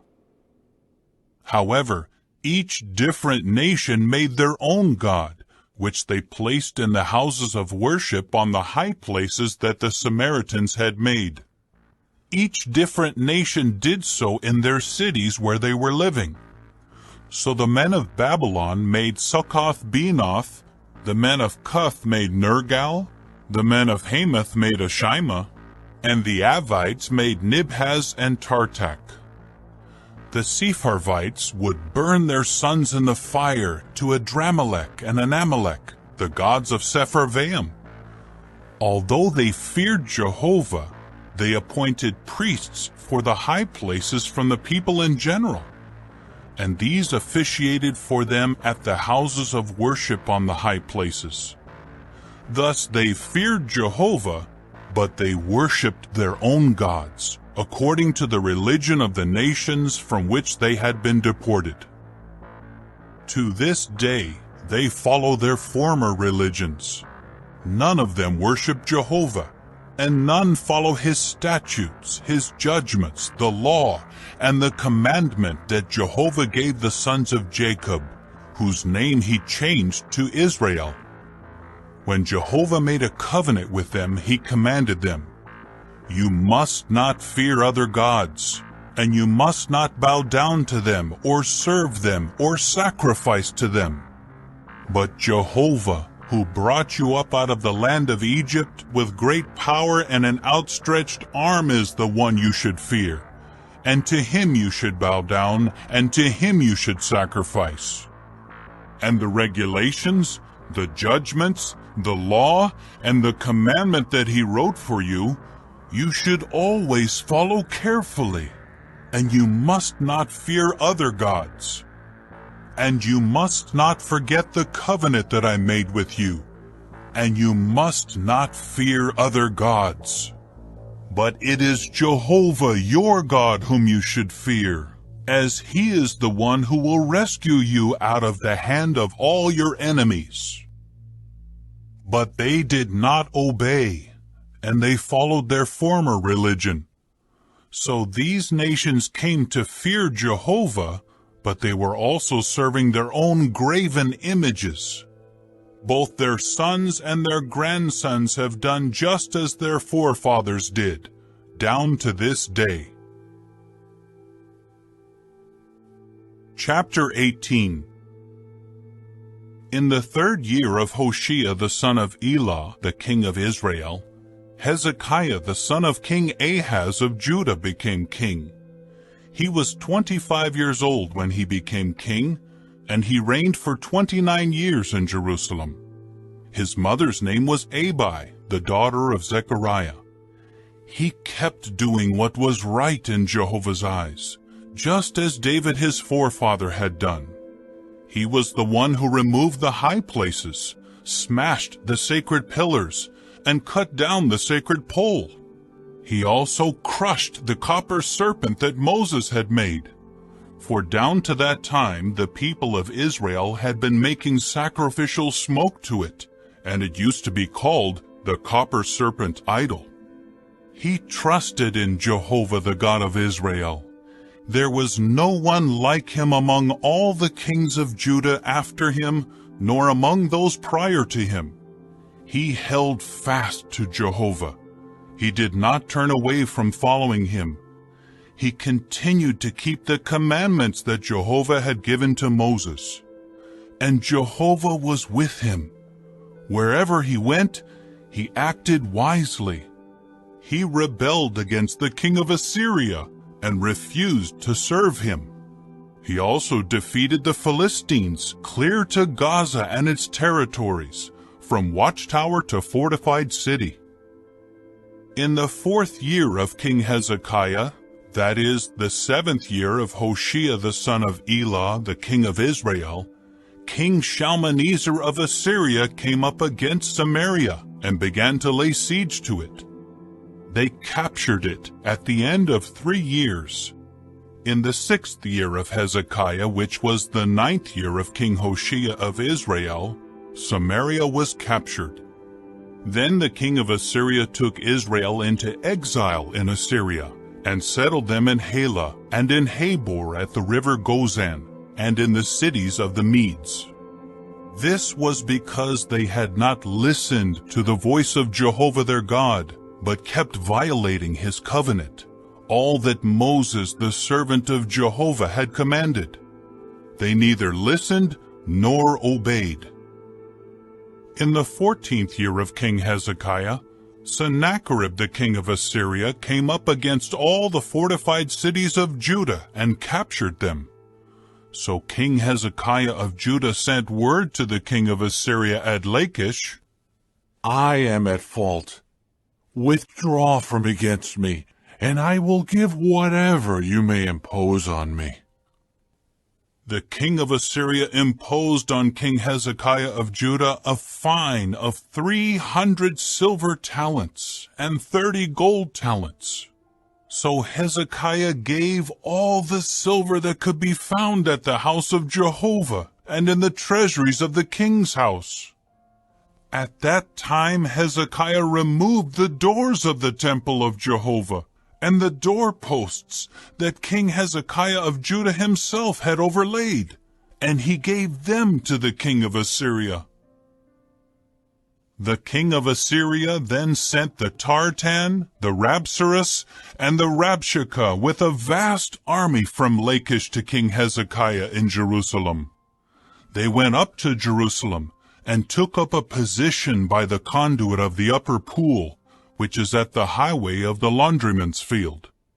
When they called for the king to come out, Eliakim son of Hilkiah, who was in charge of the household, Shebna the secretary, and Joah son of Asaph the recorder came out to them.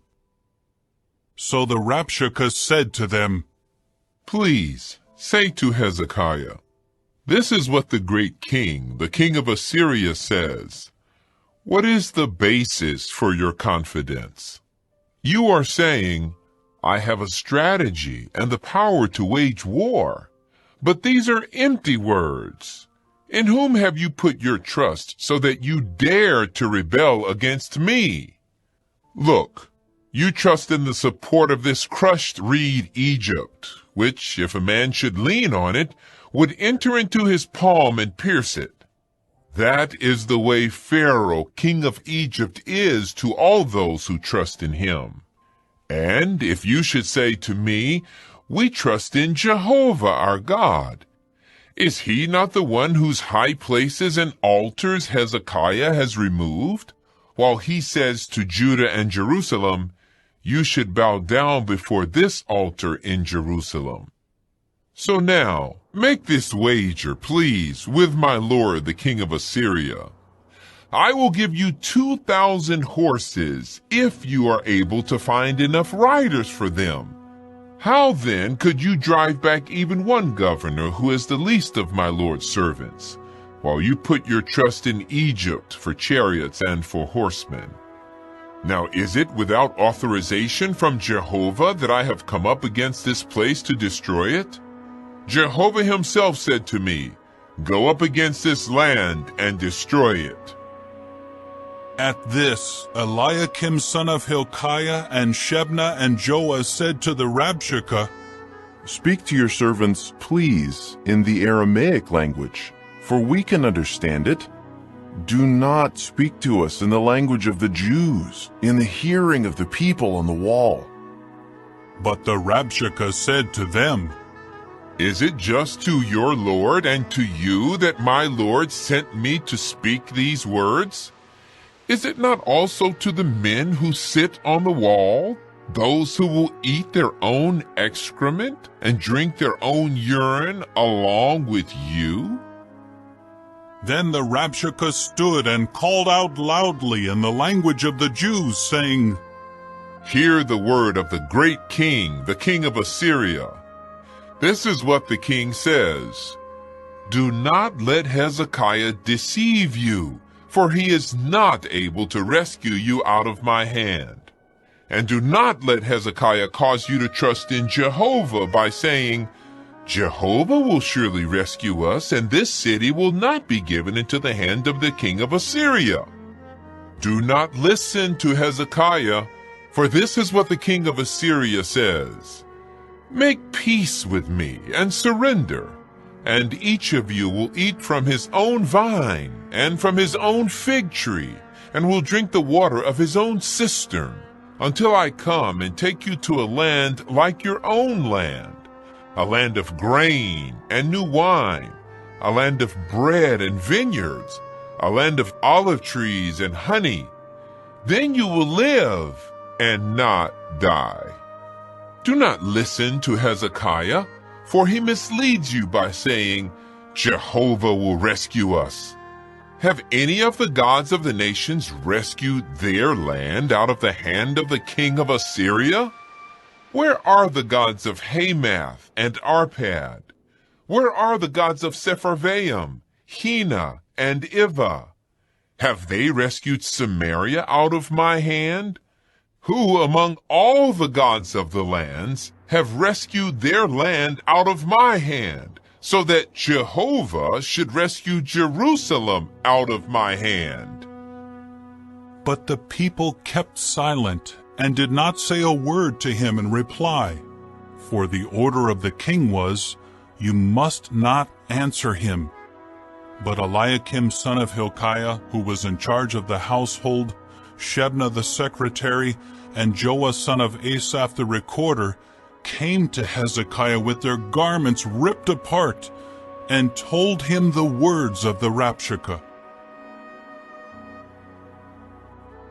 Chapter 19. As soon as King Hezekiah heard this, he ripped his garments apart and covered himself with sackcloth, and went into the house of Jehovah.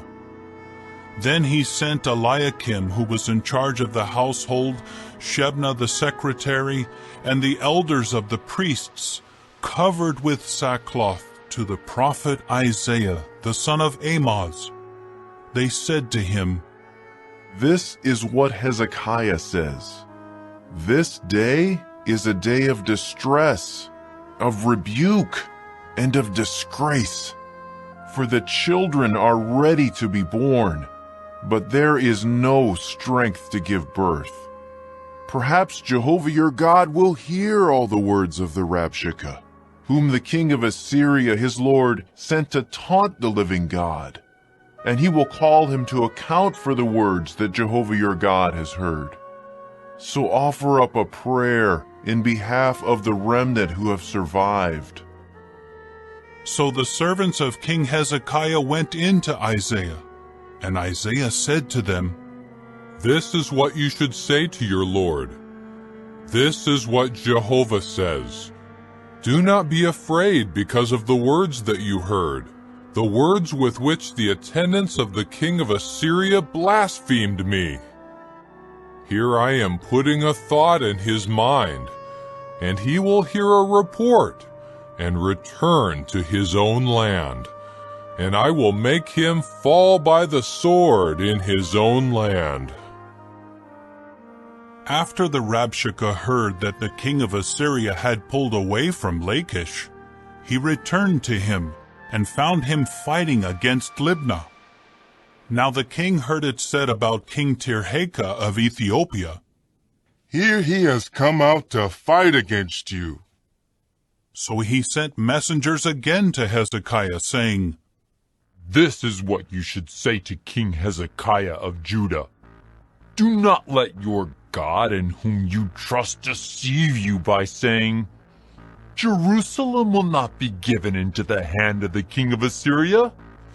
Look, you have heard what the kings of Assyria did to all the lands by devoting them to destruction. Will you alone be rescued? Did the gods of the nations that my forefathers destroyed rescue them? Where are Gozan, Haran, Rezeph, and the people of Eden who are in Telassar? Where is the king of Hamath, the king of Arpad, and the king of the cities of Sepharvaim and of Hena and of Ivah?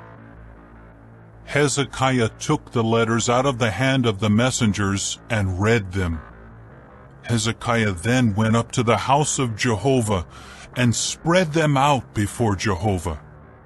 And Hezekiah began to pray before Jehovah and say, O Jehovah, the God of Israel, sitting enthroned above the cherubs, you alone are the true God of all the kingdoms of the earth. You made the heavens and the earth. Incline your ear, O Jehovah, and hear. Open your eyes, O Jehovah, and see. Hear the words that Sennacherib has sent to taunt the living God. It is a fact, O Jehovah, that the kings of Assyria have devastated the nations and their lands, and they have thrown their gods into the fire, because they were not gods, but the work of human hands, wood and stone. That is why they could destroy them. But now, O Jehovah our God, please save us out of his hand, so that all the kingdoms of the earth may know that you alone are God, O Jehovah. Isaiah, son of Amoz, then sent this message to Hezekiah. This is what Jehovah, the God of Israel, says. I have heard your prayer to me concerning King Sennacherib of Assyria. This is the word that Jehovah has spoken against him. The virgin daughter of Zion despises you. She scoffs at you. The daughter of Jerusalem shakes her head at you. Whom have you taunted and blasphemed? Against whom have you raised your voice and lifted your arrogant eyes? It is against the Holy One of Israel. Through your messengers you have taunted Jehovah and said, with the multitude of my war chariots I will ascend the heights of mountains. the remotest parts of Lebanon. I will cut down its lofty cedars, its choice juniper trees. I will enter its farthest retreats, its densest forests. I will dig wells and drink foreign waters. I will dry up all the streams of Egypt with the soles of my feet. Have you not heard? From long ago it was determined. From days gone by I have prepared it. Now I will bring it about. You will turn fortified cities into desolate piles of ruins. Their inhabitants will be helpless. They will be terrified and put to shame. They will become as vegetation of the field and green grass, as grass of the roofs that is scorched by the east wind. But I well know when you sit, when you go out, when you come in, and when you are enraged against me, because your rage against me and your roaring have reached my ears. So I will put my hook in your nose, and my bridle between your lips, and I will lead you back the way you came. And this will be the sign for you. This year you will eat what grows on its own, and in the second year you will eat grain that sprouts from that. But in the third year you will sow seed and reap, and you will plant vineyards and eat their fruitage. Those of the house of Judah who escape, those who are left, will take root downward and produce fruit upward. For a remnant will go out of Jerusalem, and survivors from Mount Zion. The zeal of Jehovah of armies will do this. Therefore, this is what Jehovah says about the king of Assyria. He will not come into this city, or shoot an arrow there, or confront it with a shield, or cast up a siege rampart against it. By the way he came, he will return. He will not come into this city, declares Jehovah. I will defend this city and save it for my own sake and for the sake of my servant David. On that very night, the angel of Jehovah went out and struck down 185,000 men in the camp of the Assyrians. When people rose up early in the morning, they saw all the dead bodies. So King Sennacherib of Assyria departed and returned to Nineveh and stayed there. And as he was bowing down at the house of his god Nisroch, his own sons Adramelech and Sharezer struck him down with the sword, and then escaped to the land of Ararat. And his son Esarhaddon became king in his place. Chapter 20. In those days, Hezekiah became sick and was at the point of death. The prophet Isaiah, the son of Amoz, came and said to him, This is what Jehovah says. Give instructions to your household, for you will die. You will not recover. At that, he turned his face to the wall and began to pray to Jehovah. I beg you, O Jehovah, remember, please, how I have walked before you faithfully and with a complete heart, and I have done what was good in your eyes. And Hezekiah began to weep profusely. Isaiah had not yet gone out to the middle courtyard when Jehovah's word came to him, saying, Go back and say to Hezekiah, the leader of my people, This is what Jehovah, the God of David, your forefather, says. I have heard your prayer. I have seen your tears. Here I am healing you. On the third day, you will go up to the house of Jehovah. I will add 15 years to your life, and I will rescue you and this city out of the hand of the king of Assyria. And I will defend this city for my own sake and for the sake of David my servant. Isaiah then said, Bring a cake of pressed dried figs.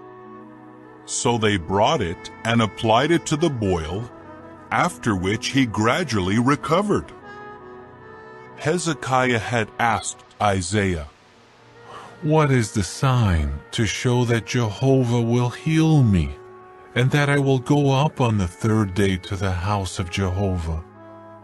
Isaiah replied, This is the sign from Jehovah, to show you that Jehovah will carry out the word that he has spoken. Do you want the shadow on the stairway to move forward 10 steps or back 10 steps?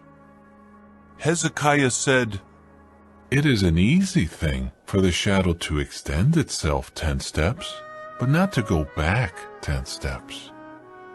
So Isaiah the prophet called out to Jehovah, and he made the shadow on the stairway of Ahaz go back 10 steps, after it had already descended the steps.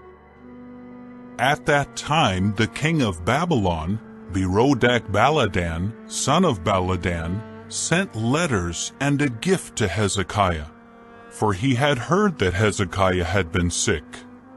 Hezekiah welcomed them and showed them his entire treasure house, the silver, the gold, the balsam oil and other precious oil, his armory, and everything that was to be found in his treasuries. There was nothing that Hezekiah did not show them in his own house and in all his dominion. After that, Isaiah the prophet came in to King Hezekiah and asked him, What did these men say, and where did they come from? So Hezekiah said, They came from a distant land, from Babylon. Next he asked, What did they see in your house? Hezekiah replied, They saw everything in my house. There was nothing that I did not show them in my treasuries. Isaiah now said to Hezekiah, Hear the word of Jehovah. Look, days are coming, and all that is in your house, and all that your forefathers have stored up to this day, will be carried off to Babylon. Nothing will be left, says Jehovah. And some of your own sons, to whom you will become father, will be taken, and will become court officials in the palace of the king of Babylon. At that Hezekiah said to Isaiah, The word of Jehovah that you have spoken is good. Then he added, It is good if there will be peace and stability during my lifetime. As for the rest of the history of Hezekiah, all his mightiness, and how he made the pool and the conduit, and brought the water into the city, is it not written in the book of the history of the times of the kings of Judah? Then Hezekiah was laid to rest with his forefathers, and his son Manasseh became king in his place. Chapter 21. Manasseh was 12 years old when he became king, and he reigned for 55 years in Jerusalem. His mother's name was Hephzibah. He did what was bad in Jehovah's eyes, following the detestable practices of the nations that Jehovah had driven out from before the people of Israel. He rebuilt the high places that his father Hezekiah had destroyed, and he set up altars to Baal and made a sacred pole, just as Ahab the king of Israel had done. And he bowed down to all the army of the heavens and served them. He also built altars in the house of Jehovah, about which Jehovah had said, In Jerusalem I will put my name. And he built altars to all the army of the heavens in 2 courtyards of the house of Jehovah. And he made his own son pass through the fire. He practiced magic, looked for omens, and appointed spirit mediums and fortune-tellers. He did on a grand scale what was bad in Jehovah's eyes, to offend him. He put the carved image of the sacred pole that he made into the house about which Jehovah had said to David and to his son Solomon, "In this house and in Jerusalem, which I have chosen out of all the tribes of Israel, I will permanently put my name. And I will never again make the feet of Israel wander from the land that I gave to their forefathers, provided they carefully observe all that I have commanded them, the entire law that my servant Moses ordered them to follow." But they did not obey, and Manasseh kept leading them astray, causing them to do greater evil than the nations that Jehovah had annihilated from before the Israelites. Jehovah kept speaking through his servants the prophets, saying, "Manasseh the king of Judah has done all these detestable things. He has acted more wickedly than all the Amorites before him, and he has made Judah sin with his disgusting idols. Therefore this is what Jehovah the God of Israel says, Here I am bringing such a disaster on Jerusalem and Judah, that it will make both ears of anyone who hears about it tingle. And I will stretch out on Jerusalem the measuring line applied to Samaria, and use the leveling tool applied to the house of Ahab. And I will wipe Jerusalem clean, just as one wipes a bowl clean, wiping it and turning it upside down. I will forsake the remnant of my inheritance, and give them into the hand of their enemies, and they will become plunder and spoil to all their enemies, because they did what was bad in my eyes, and were continually offending me, from the day that their forefathers came out of Egypt to this day." Manasseh also shed innocent blood in very great quantity, until he had filled Jerusalem from one end to the other, besides his sin of causing Judah to sin by doing what was bad in the eyes of Jehovah. As for the rest of the history of Manasseh, and all that he did, and the sins that he committed, are they not written in the book of the history of the times of the kings of Judah? Then Manasseh was laid to rest with his forefathers, and was buried in the garden of his house, in the garden of Uzzah, and his son Amon became king in his place. Amon was 22 years old when he became king, and he reigned for 2 years in Jerusalem. His mother's name was Meshullemeth, the daughter of Haruz from Jotbah. He continued to do what was bad in Jehovah's eyes, just as his father Manasseh had done. He kept walking in all the ways that his father walked, and he continued serving and bowing down to the disgusting idols that his father had served. So he abandoned Jehovah the God of his forefathers, and he did not walk in the way of Jehovah. Eventually, Amon's servants conspired against him, and put the king to death in his own house. But the people of the land struck down all those who conspired against King Amon, and they made his son Josiah king in his place. As for the rest of the history of Amon, what he did, is it not written in the book of the history of the times of the kings of Judah? So they buried him in his grave in the garden of Uzzah, and his son Josiah became king in his place. Chapter 22. Josiah was 8 years old when he became king, and he reigned for 31 years in Jerusalem. His mother's name was Jedidah, the daughter of Adiah from Bozkath. He did what was right in Jehovah's eyes, and walked in all the ways of David his forefather, and he did not deviate to the right or to the left. In the 18th year of King Josiah, the king sent Shaphan the secretary, the son of Azaliah, the son of Meshullam, to the house of Jehovah, saying, Go up to Hilkiah the high priest, and let him collect all the money that is being brought into the house of Jehovah, which the doorkeepers have collected from the people. Have them give it to those appointed over the work in the house of Jehovah, who, in turn, will give it to the workers in the house of Jehovah who are to repair the damage to the house. That is, to the craftsmen, the builders, and the masons.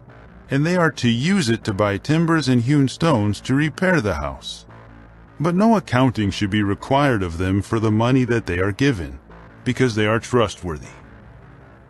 Later, Hilkiah the high priest said to Shaphan the secretary, I have found the book of the law in the house of Jehovah. So Hilkiah gave the book to Shaphan, who began to read it. Then Shaphan the secretary went to the king and told him, Your servants have poured out the money that was found in the house, and they have handed it over to those appointed over the work in the house of Jehovah. Shaphan the secretary also told the king, There is a book that Hilkiah the priest has given me. Then Shaphan began to read it before the king. As soon as the king heard the words of the book of the law, he ripped his garments apart. Then the king gave this order to Hilkiah the priest, Ahikam the son of Shaphan, Akbor the son of Micaiah, Shaphan the secretary, and Asaiah the king's servant. Go, inquire of Jehovah in my behalf, in behalf of the people, and in behalf of all Judah concerning the words of this book that has been found. For Jehovah's rage that has been set ablaze against us is great, because our forefathers did not obey the words of this book by observing all that is written concerning us.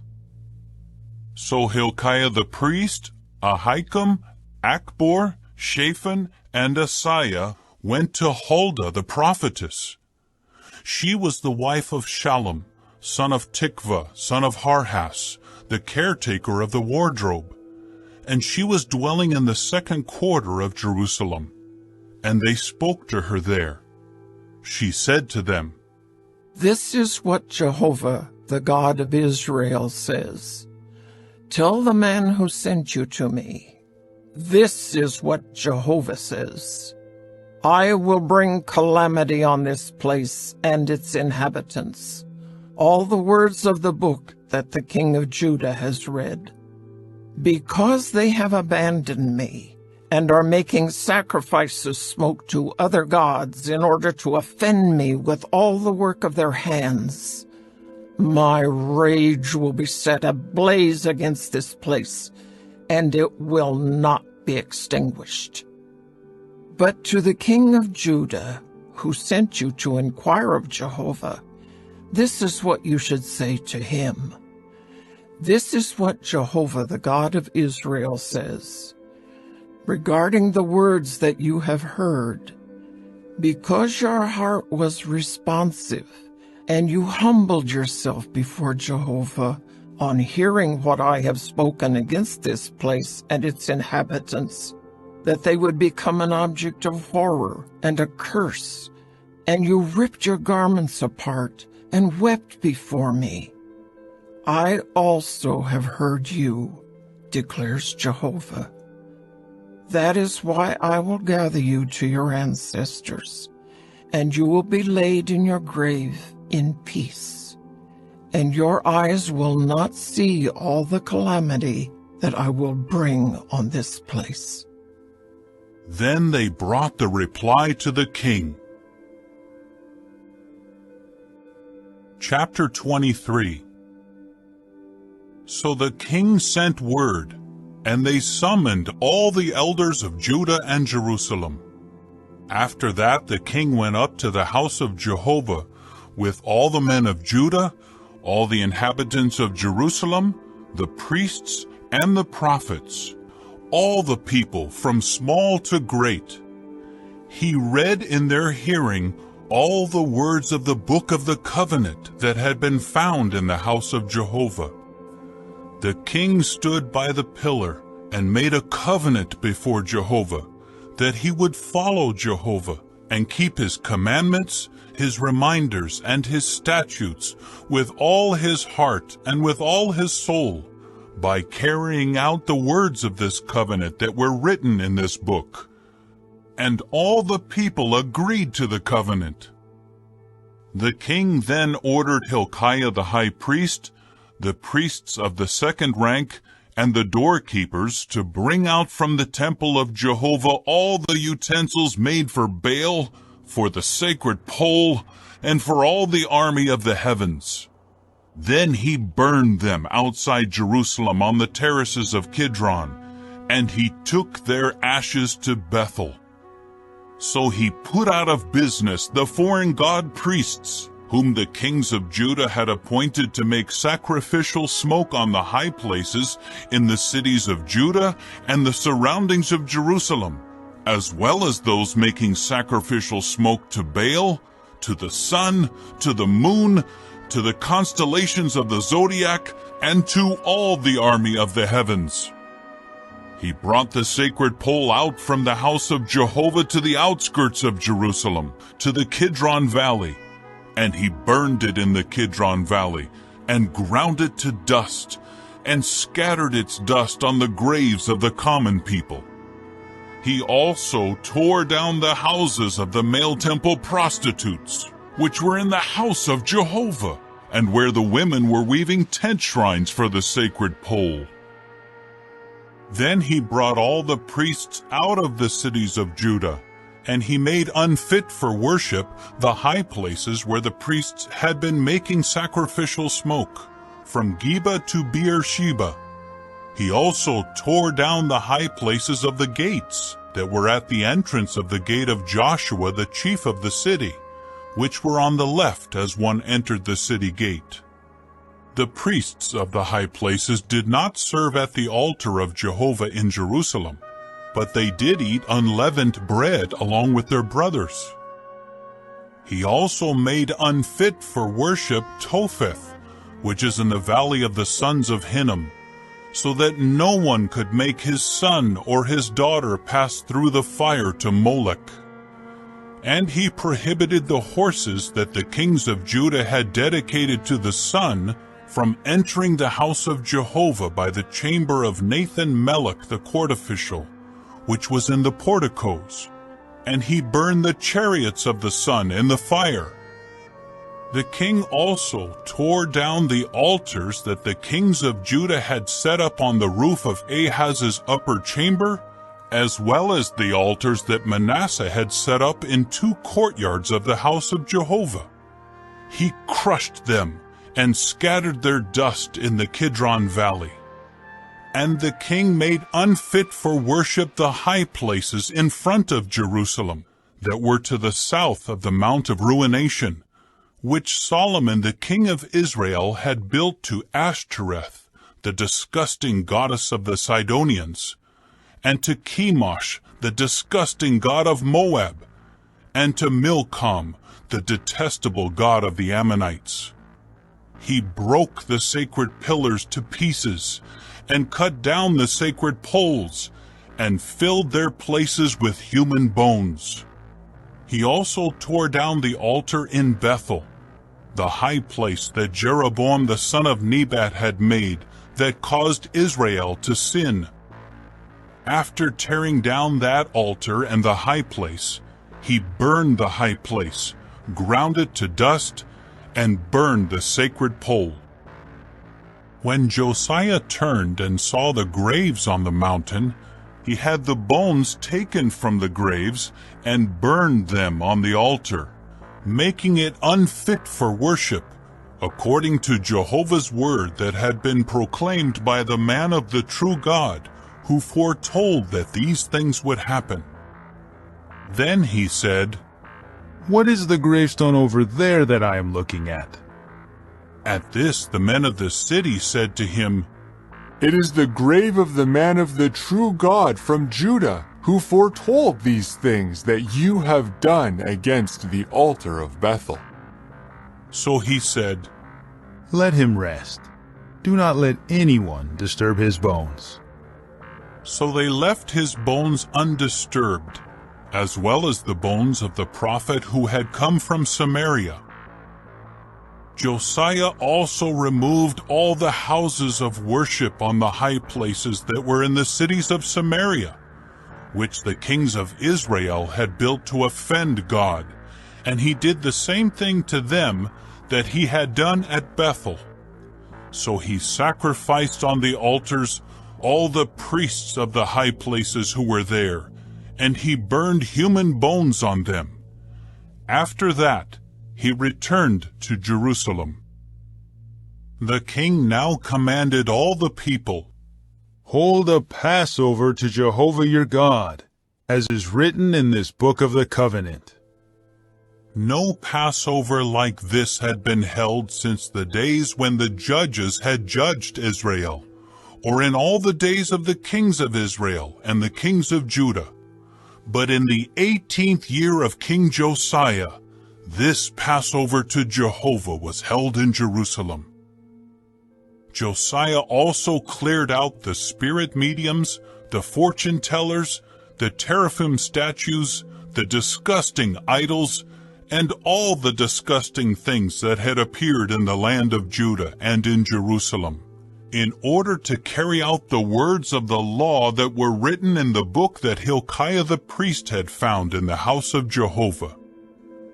There was no king like him prior to him, who returned to Jehovah with all his heart, and with all his soul, and with all his strength, according to all the law of Moses. Nor did anyone like him rise up after him. Nevertheless, Jehovah did not turn away from his burning anger that blazed against Judah, because of all the offensive things that Manasseh had done to offend him. Jehovah said, "I will also remove Judah from my sight, just as I removed Israel. And I will reject this city that I chose, Jerusalem, and the house about which I said, 'My name will continue there.'" As for the rest of the history of Josiah, all that he did, is it not written in the book of the history of the times of the kings of Judah? In his days, Pharaoh Necho, the king of Egypt, came to meet the king of Assyria by the Euphrates River, and King Josiah went out to confront him. But when Necho saw him, he put him to death at Megiddo. So his servants transported his dead body in a chariot from Megiddo, and brought him to Jerusalem, and buried him in his grave. Then the people of the land took Josiah's son Jehoahaz, and anointed him, and made him king in place of his father. Jehoahaz was 23 years old when he became king, and he reigned for 3 months in Jerusalem. His mother's name was Hamutal, the daughter of Jeremiah from Libnah. He began to do what was bad in Jehovah's eyes, according to all that his forefathers had done. Pharaoh Necho imprisoned him at Riblah in the land of Hamath, to keep him from reigning in Jerusalem, and then imposed on the land a fine of 100 silver talents and a gold talent. Furthermore, Pharaoh Necho made Josiah's son Eliakim king in place of his father Josiah, and changed his name to Jehoiakim. But he took Jehoahaz and brought him to Egypt, where he eventually died. Jehoiakim gave the silver and the gold to Pharaoh, but he had to tax the land to give the silver that Pharaoh demanded. He exacted an assessed amount of silver and gold from each of the people of the land to give to Pharaoh Necho. Jehoiakim was 25 years old when he became king, and he reigned for 11 years in Jerusalem. His mother's name was Zebidah, the daughter of Pedaiah from Rumah. He continued to do what was bad in Jehovah's eyes, according to all that his forefathers had done. Chapter 24. In Jehoiakim's days, King Nebuchadnezzar of Babylon came against him, and Jehoiakim became his servant for 3 years. However, he turned against him and rebelled. Then Jehovah began to send against him marauder bands of Chaldeans, Syrians, Moabites, and Ammonites. He kept sending them against Judah to destroy it, according to Jehovah's word that he had spoken through his servants, the prophets. Surely it was by the order of Jehovah that this happened to Judah, to remove them from his sight, because of all the sins that Manasseh had committed, and also the innocent blood that he had shed. For he had filled Jerusalem with innocent blood, and Jehovah was not willing to forgive. As for the rest of the history of Jehoiakim, all that he did, is it not written in the book of the history of the times of the kings of Judah?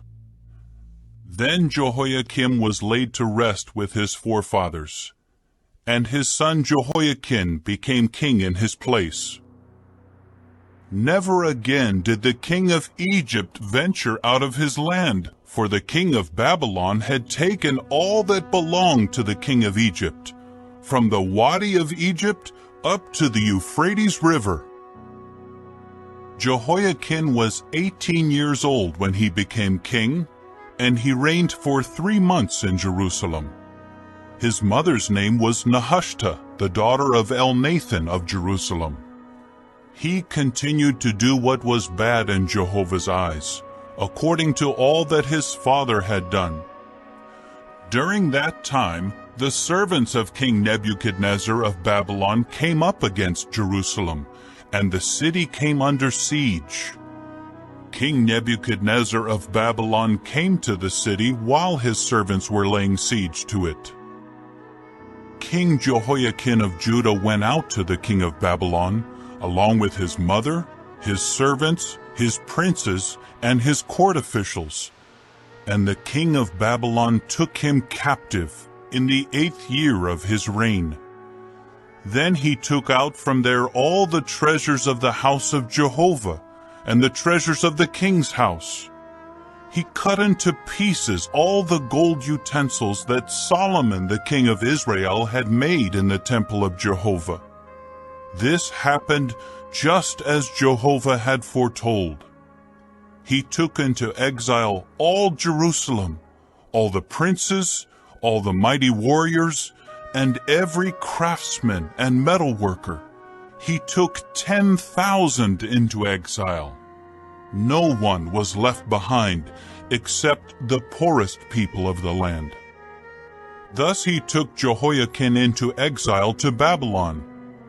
He also led away the king's mother, the king's wives, his court officials, and the foremost men of the land, taking them into exile from Jerusalem to Babylon. The king of Babylon also took into exile to Babylon all the warriors, 7,000, as well as 1,000 craftsmen and metalworkers, all of them mighty men and trained for war. The king of Babylon made Mattaniah, Jehoiakim's uncle, king in his place, and changed his name to Zedekiah. Zedekiah was 21 years old when he became king, and he reigned for 11 years in Jerusalem. His mother's name was Hamutal, the daughter of Jeremiah from Libnah. He continued to do what was bad in Jehovah's eyes, according to all that Jehoiakim had done.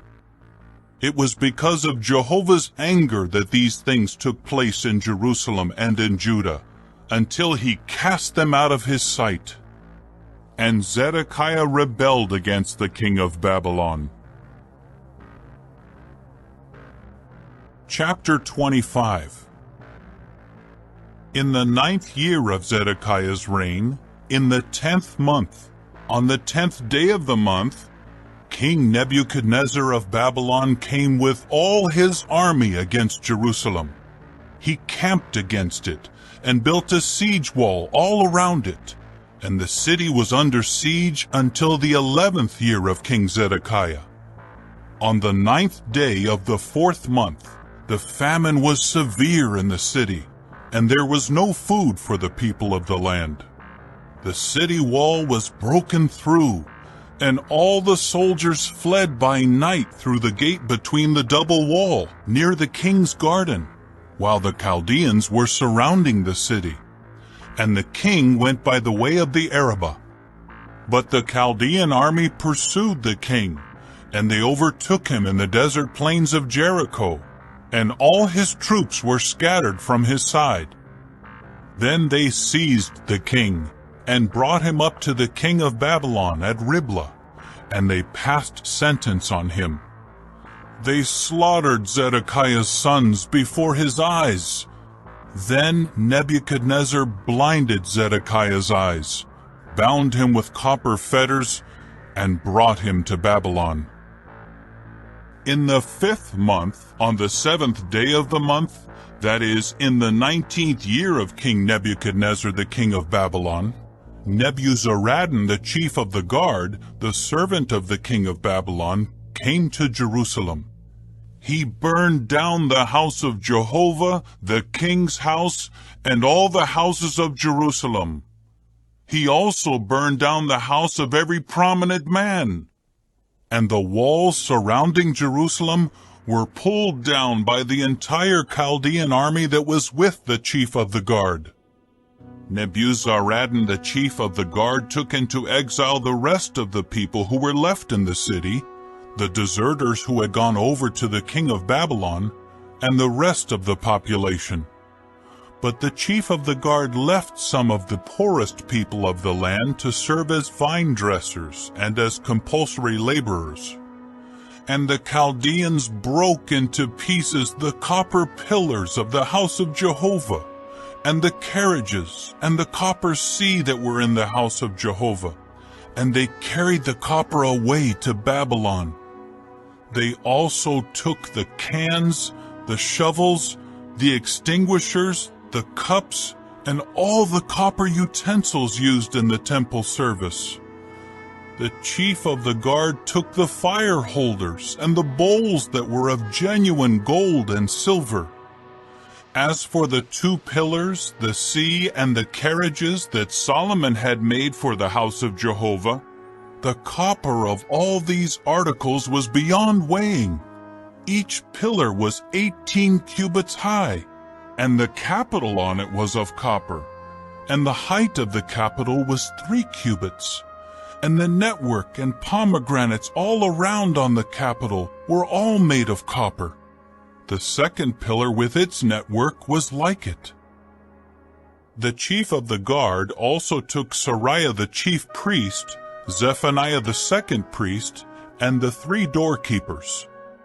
And he took from the city 1 court official who was the commissioner over the soldiers, 5 close associates of the king who were found in the city, as well as the secretary of the chief of the army, the one mustering the people of the land, and 60 men of the common people of the land who were yet found in the city. Nebuzaradan the chief of the guard took them and brought them to the king of Babylon at Riblah. The king of Babylon struck them down and put them to death at Riblah in the land of Hamath. Thus Judah went into exile from its land. King Nebuchadnezzar of Babylon appointed Gedaliah, the son of Ahikam, the son of Shaphan, over the people whom he had left behind in the land of Judah. When all the army chiefs and their men heard that the king of Babylon had appointed Gedaliah, they immediately came to Gedaliah at Mizpah. They were Ishmael the son of Nethaniah, Johanan the son of Kareah, Sariah the son of Tanhumeth the Netophathite, and Jaazaniah the son of the Maacathite, together with their men. Gedaliah swore an oath to them and their men and said to them, "Do not be afraid of being servants to the Chaldeans. Live in the land and serve the king of Babylon, and it will go well with you." And in the 7th month, Ishmael son of Nethaniah son of Elishama, who was of the royal line, came with 10 other men, and they struck down Gedaliah, and he died, along with the Jews and the Chaldeans who were with him in Mizpah. After that, all the people, from small to great, including the army chiefs, rose up and went to Egypt, for they were afraid of the Chaldeans. And in the 37th year of the exile of King Jehoiakim of Judah, in the 12th month, on the 27th day of the month, King Evil-Merodach of Babylon, in the year he became king, released King Jehoiakim of Judah from prison. He spoke kindly with him, and put his throne higher than the thrones of the other kings who were with him in Babylon. So Jehoiakim took off his prison garments, and he regularly ate before him all the days of his life. A regular allowance of food was given him from the king, day after day, all the days of his life.